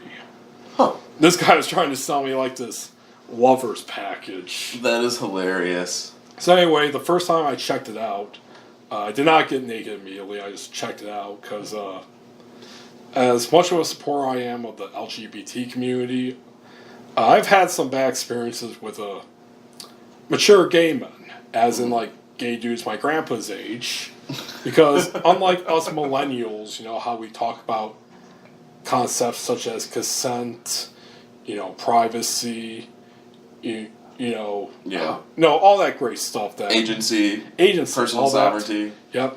Yep. They don't really seem to recognize that much. I have been sexually harassed many a time, to the point. Dirty old men are really good at sexual harassing. That's what it is. It's dirty old men. Hell, even at Toronto Pride, I technically got harassed a little bit because when I was like trying to like get a popsicle or something, this really old dude who actually looked more sickly than old. He basically he found me hot and he tried to get me to go to an adult bookstore with him. I'm like, dude, I'm not interested. I walk away. He's following me, trying to convince me. Jeez, man. That's actually not the worst. I've actually almost punched a dude who goosed me a couple of years ago. Oh, man. But anyway, as much of an ally as I like to think I am, I do have some reservations there, and thus at the new beach I was afraid of that. I basically have like dirty old men just staring at me because apparently 6'2", 250 pound plus Michiganders, they really like that. It's the beard. BBMs. Big beautiful men. So anyway, I check out the beach. You know, I was just walking around. I didn't really commit to anything. And yeah, it was really chill. There's a lot of naked people there. Yep. And I was like, huh. Like, I didn't get some big epic reaction or anything. So next day, I was like, okay, I'm going to do it. I did. I got naked, and I swam. It was liberating. Yeah. Like, really. It's one of those few times where I would say I felt a spiritual experience. The other times would be like, you know, when I was visiting, like, Hemingway's locations up in northern Michigan. As I mentioned, Ernest Hemingway, one of my major heroes. You know, you kind of get that sense of connection there. You know, something otherworldly. Something beyond yourself. Okay, I'm just going to stop with these descriptions. And generally, I just had a fun time. Another thing that did worry about me, but I didn't have to worry about, was that I was afraid there would be naked kids there. Oh, that's a really good point. Yeah, well, dude, I would be super uncomfortable with that. Well, there is an uncomfortable point there. The main thing is that I just don't like kids that much. I don't want to be around them that much, for one. They are irritating. I know, so I'm not against, like, families who engage in nudism, right? You know, our natural bodies. Exactly, yeah. There's nothing to be ashamed of, but there's just so many societal connotations to having naked kids around strangers. I just can't buy into that. I know. It's one of those things that you probably just have to get used to, I guess. Yeah, probably. And there were some naked old dudes around. Some who were visibly gay, but none of them like hit on me or anything. No worse than the gym. No, Jim could be bad. But yeah, I swam, had a great time. Unfortunately, I got probably the worst sunburn I've ever had And no, it's not what you think. It's actually on my right shoulder here. Like, it just got burned the fuck up. Like, the skin was bubbling. Oh, I've had that. Yeah, Second degree sunburn. Not fun. That's what it is? Yeah, when it starts to blister like that, yeah. Yep, and I still got... They're fading, but I still got some scars there. Oh, yeah. Probably the only two aspects I didn't like about the nude beach was... there was a creepy old naked dude there, but... He was collecting cans and other shit. And for a sec there, I was worried that he was I thought he was observing me at first. And I thought, like, oh shit, this guy gonna come rip me off. So there was that. I was more worried about him stealing my shit than hitting on me. Number two, this was a public beach, and there was and people were obviously in there on boats. Yeah, they didn't really respect, like, the lines of, like, how far in you can be. Mm-hmm. So I constantly had put up with these shitheads just... If I had to describe the music they were playing, Spotify playlist reggae. Which is probably the whitest shit I've ever heard. It's like, if you think Sublime is bad white reggae, here, let me take you to Holland's Point. And since they were getting so close and they were like on jet skis and shit, like I was diving in that. Some of them were actually like going over me, which scared the fuck out. Yeah, dude. Oh man. I was like, yeah. When I was scuba diving in Canada this year, a dive boat went over our group and they freaked out. Like it's a well-known diving location, and like there was diver down flags, and there was a boat moored there, and like that while we were coming up, like a boat went overhead. It is not cool. Like, well, that's the thing too. You were actually doing like legit diving. Mm-hmm. I was more like, oh, I got this thing I got at Dollarama, which, if you don't know, Dollarama is the famous dollar store chain in Canada. It's pretty much like their equivalent to our Dollar General. I love it. So anyway, so I'm there, I'm just like all naked. And there was actually like little fish there, so I was kind of like... Right, gathering fish. Young, wild, and free. Yeah, much. Man. Then I look up, about to go up, and... Fucking boat. So, but thankfully, there were some lifeguards there. They just yelled at them. They would go off. So anyway, yeah, Toronto is nice. I want to engage in more nudism. Which is kind of hard here in Michigan because as far as I know, there's no legal area to like do it. There's a lot of hearsay shit. Like, I heard at this time at this beach you can do it. Which I'm like, I want to do it, but I'm not gonna get arrested for it. Right? Yeah, dude. Exactly. Yeah. And there are some nude resorts around here, but a lot of them suck, from what I found. A lot of them are private, which I can respect. Yeah. But a lot of them are actually like really crappy campgrounds. One of them looked like the set from Trailer Park Boys. Great. Which I'm like, yeah, I don't feel like staying in that for a weekend, just get naked with people 30 years older than me. Yeah. So I don't know. I'm actually going to Toronto here in March to see a concert, so I can't technically go skinny dipping then because it's March. Right. But I'm thinking of going there for a weekend in the summer for just mainly solely to do that. Fair enough, man. Do it. Yep. And I guess in other personal stuff, I paid off my car. Hell yeah, dude. I have a 5-year loan, paid it off in 2.5 years. Excellent. That's good work, dude. I gotta get a new car soon. Had some frustrations with the bank trying to get a loan for a vehicle. So I think I'm going to try to purchase one cash. Oh, for like how much? You got like a range there? Yeah, I'm going to try to buy another beat up truck. Like $5 or $6 grand. Yeah. Yeah, the car I got, 2012 Fiesta, was like $7 grand something. It was from a guy that we knew personally, so it was all good. Nice, yeah. Then I had to pay like $148 a month for it, pretty much, plus interest. Yeah. Yeah, I don't know, man.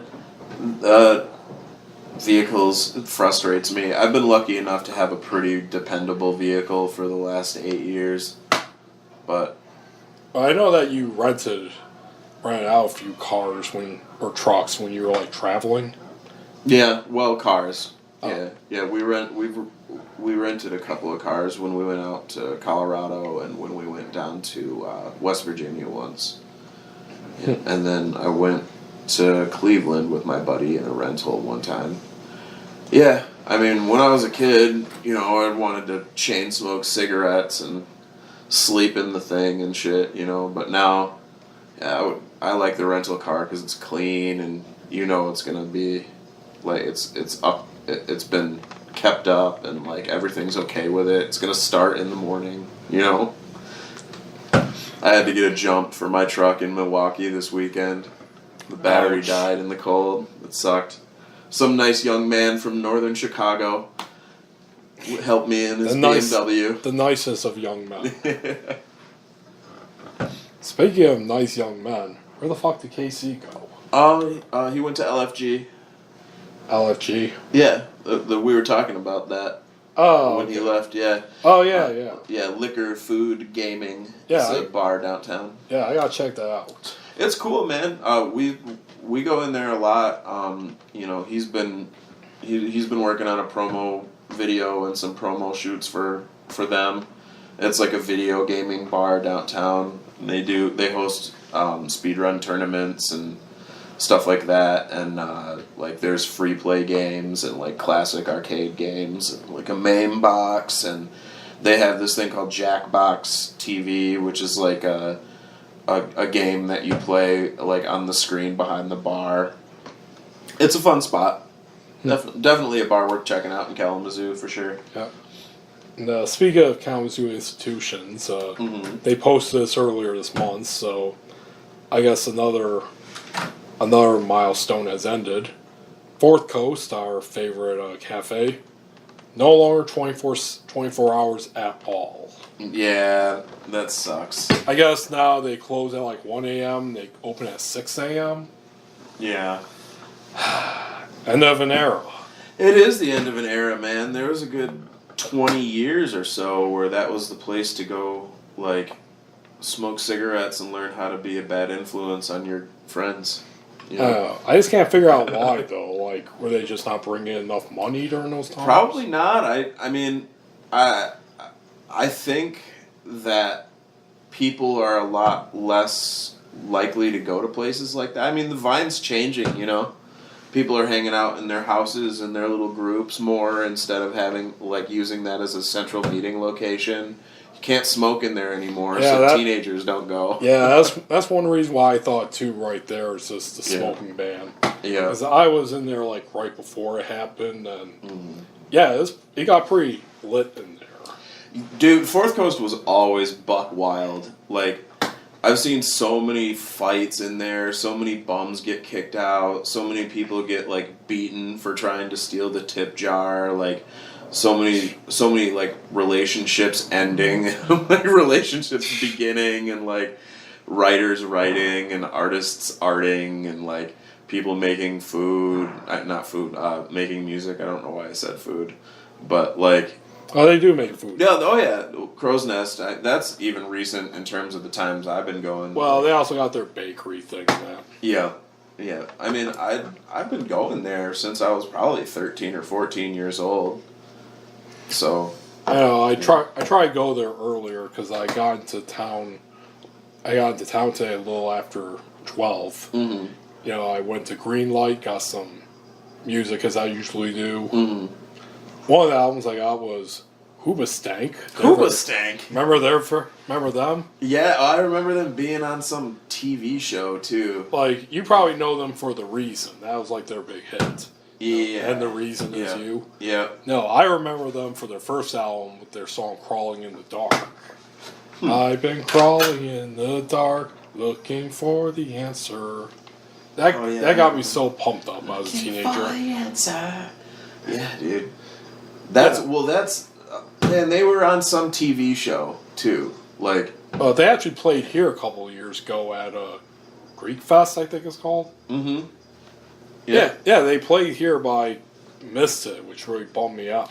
I was working at one of the places that, like, at a theater that butted right up to the festival site, so we just went outside and watched it.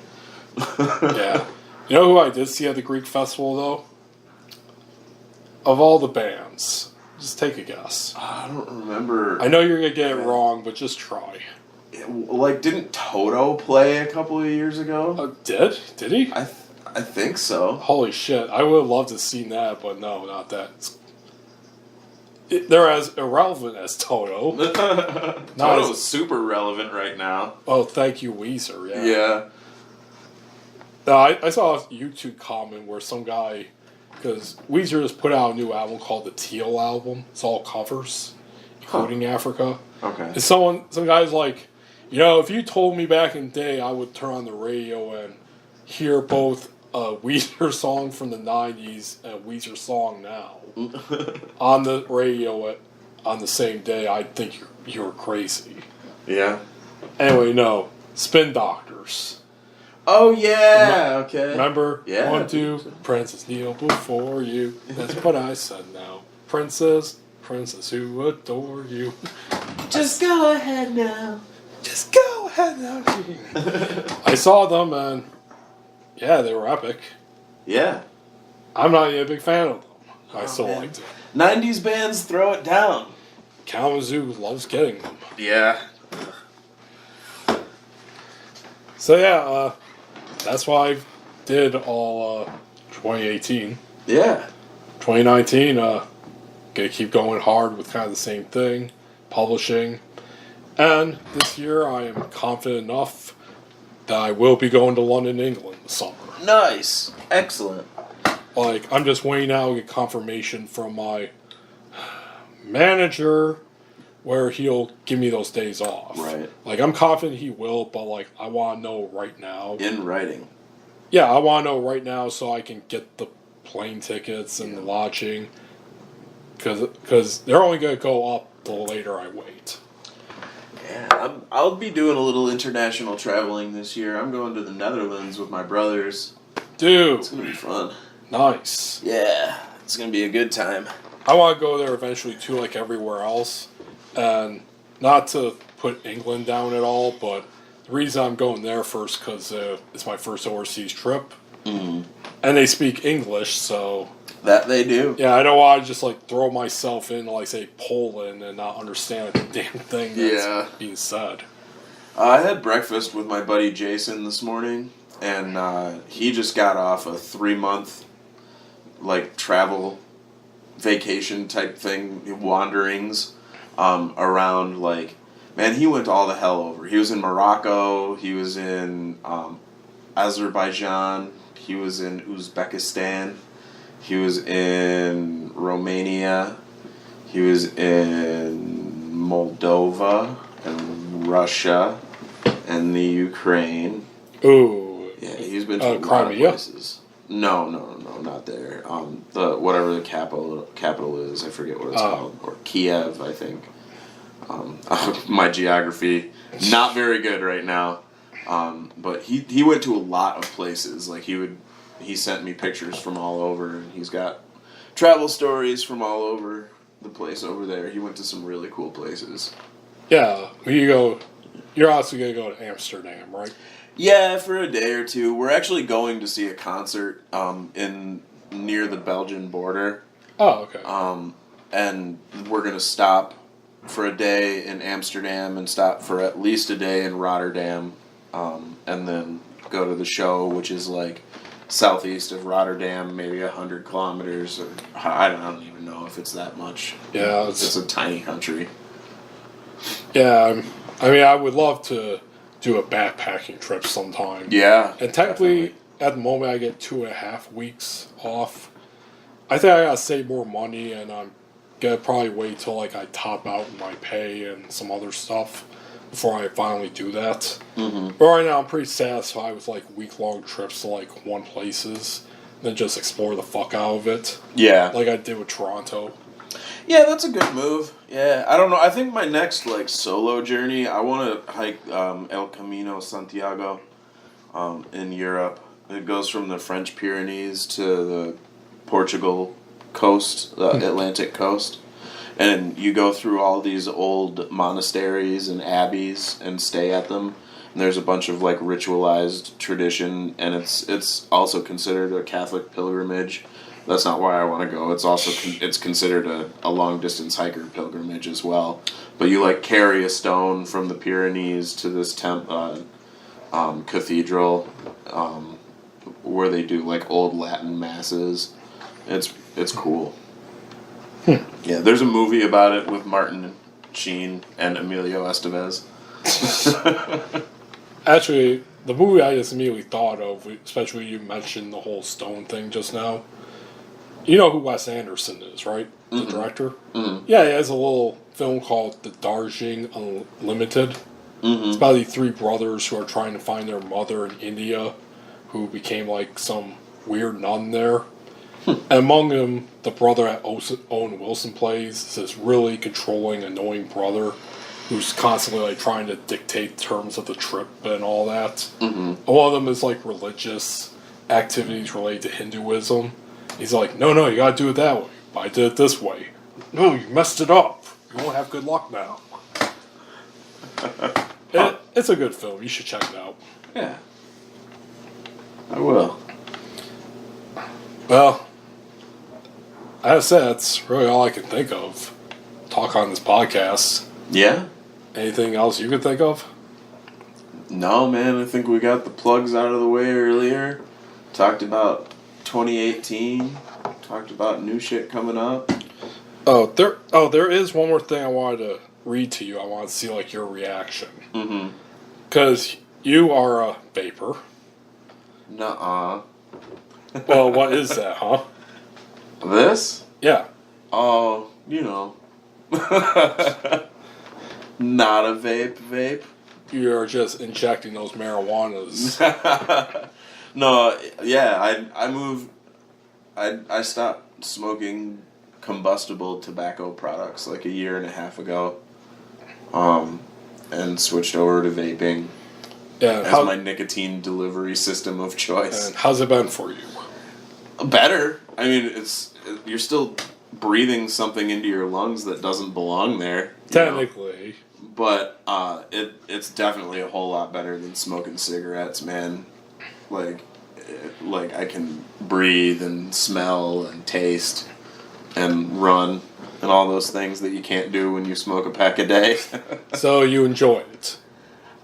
I enjoy being able to satisfy my addiction that I do not enjoy in a way that is less offensive to others and not quite as like gross to me personally. I mean, the thing about cigarettes is that they're awesome and they're like they totally make you look cool. They make you look cool. You know, they can make you feel better when you're stressed out. It's an appetite suppressant. There's a lot of... They help you get laid. You find good music to them. Exactly. There's a lot of data to support that it helps aid creativity in some aspects. Back in the day of like J. Edgar Hoover, doctors actually prescribed cigarettes. They did. So yeah, it can't be all that bad. No, they're definitely bad for you. Definitely bad for you. And I don't suggest starting smoking at all. All right. Well, yeah. But as an alternative, I think it's viable.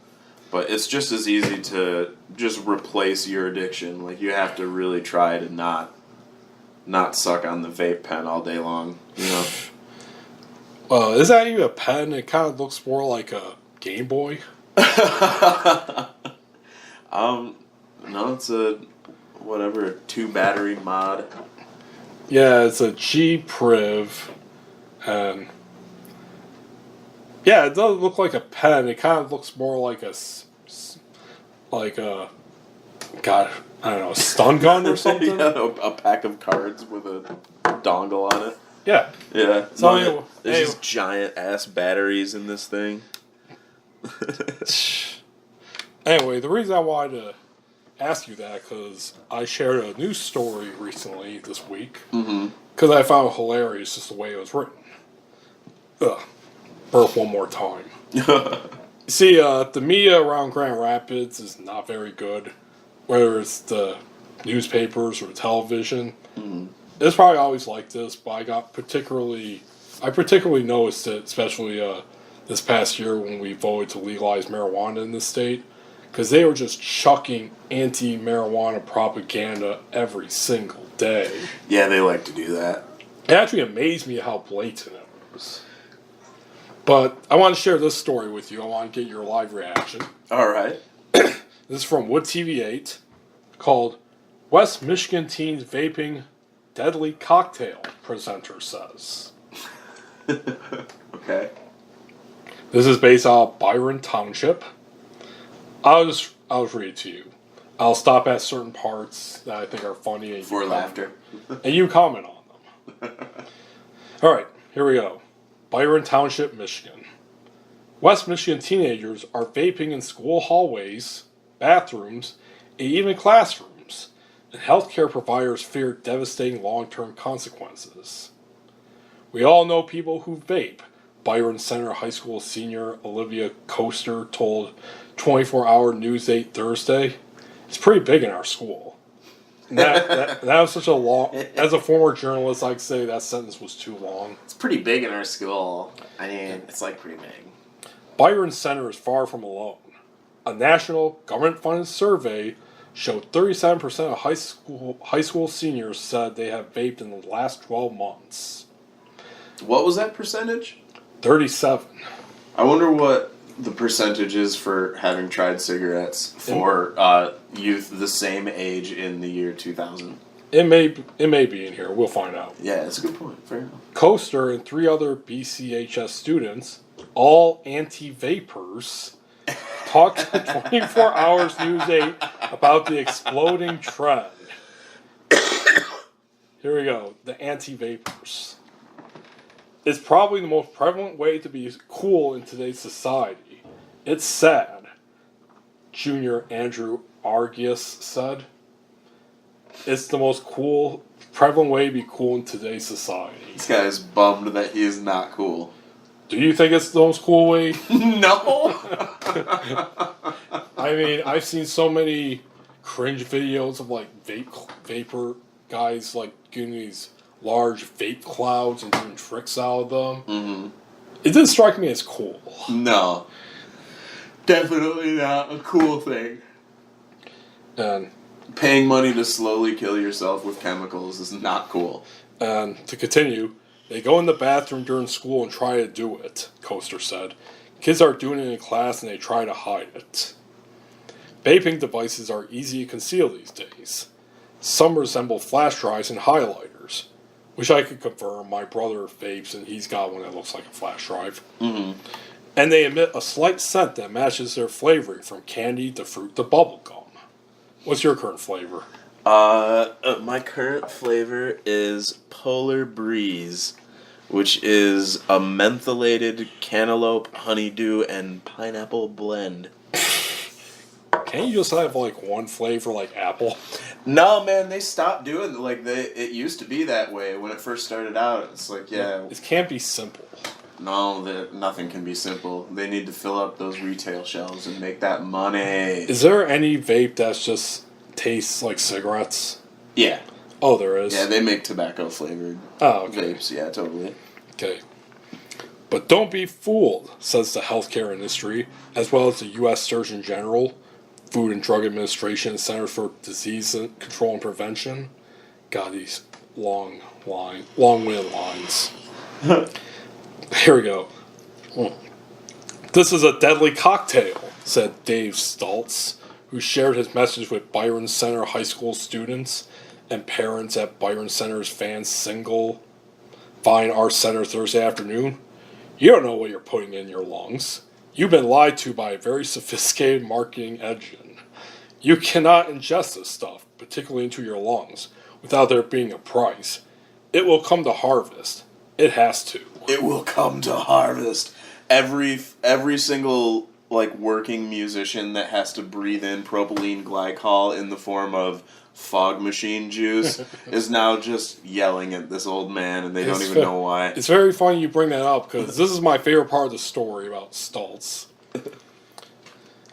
Stultz himself contracted irreversible lung disease from long-term exposure to diacetyl, I think that's how you pronounce it, a chemical often found in vapes with creamy and buttery-based flavors. I used to really enjoy microwave butter-flavored popcorn, explained Stultz, who ate microwave popcorn daily for years. What the fuck is the purpose of this? Listen. I really enjoyed opening the bag and sniffing the vapors, but the vapors were where the diacetyl chemicals were. When he suddenly began experiencing excessive shortness of breath at 40 years old, it took a long time and a lot of doctors to figure out what was happening. Stultz said the Mayo Clinic finally diagnosed him with bronchitis also known as popcorn lung. So basically, this motherfucker...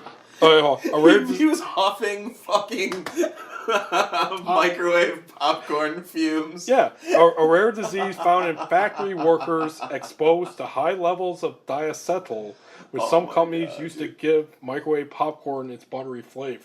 If I had encountered this man as a vaping teen, which I surely would have been, I would have eviscerated this man. Yeah, he didn't even get it from vaping. He got it from sniffing popcorn bags. Oh man, the fodder for making fun of this man is just... It has a depth that is unknown. I mean, I guess I could see it. He got it at 4 years old, so if he's done this all his life, that's 4 years of, baking your popcorn, eagerly awaiting in front of the microwave. Mm-hmm. Your mom takes it out for you before you watch your movie. You just rip it open and... I love popcorn.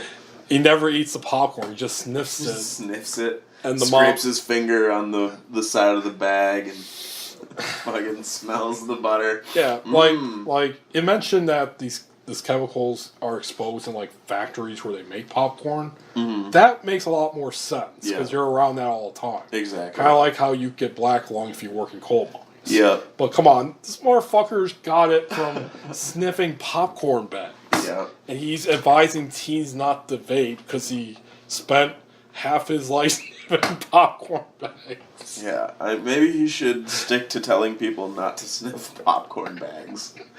I mean, really, dude. Why is that not his message? Why hasn't he gone around taking on the big popcorn industry? See, this is a great that's the worst story they can come up with.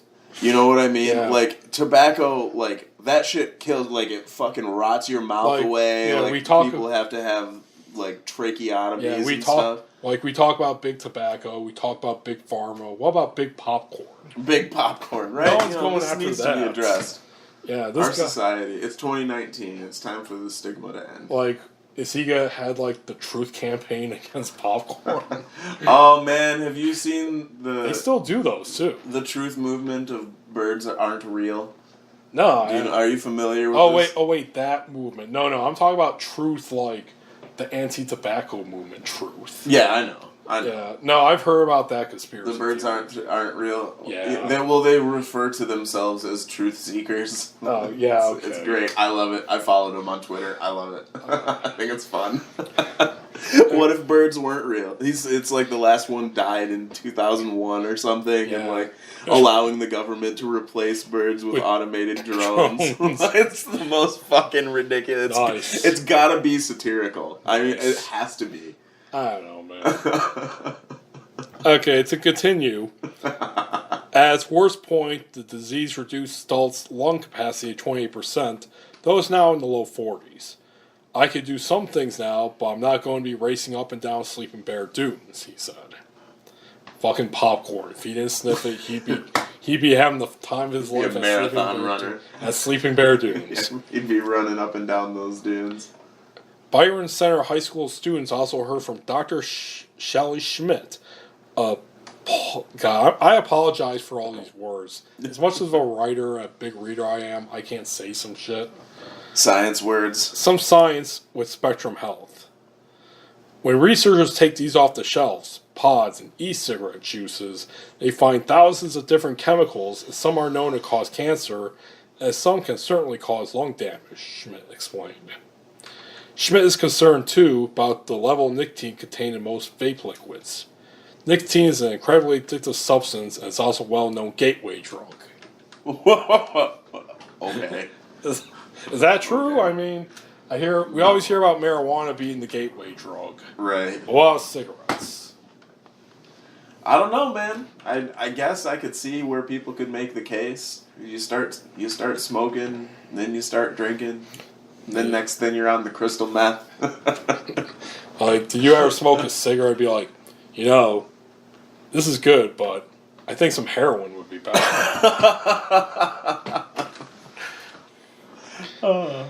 In addition, developing adolescent brains are most sensitive to the effects of nicotine. True. Schmidt is skeptical about vape products that claim nicotine levels at 0. Because these pods are unregulated, I don't trust that it's 0 nicotine because, again, their goal is to get you to buy more pods. What are these pods, by the way? Oh, it's like this thing is, there's a coil inside it, and then there's a tank on it. The pods they're sold as like a self-contained apparatus that you attach the battery to, and then that just has the vape liquid in it along with the coil, and then they're like disposable. Ah, okay.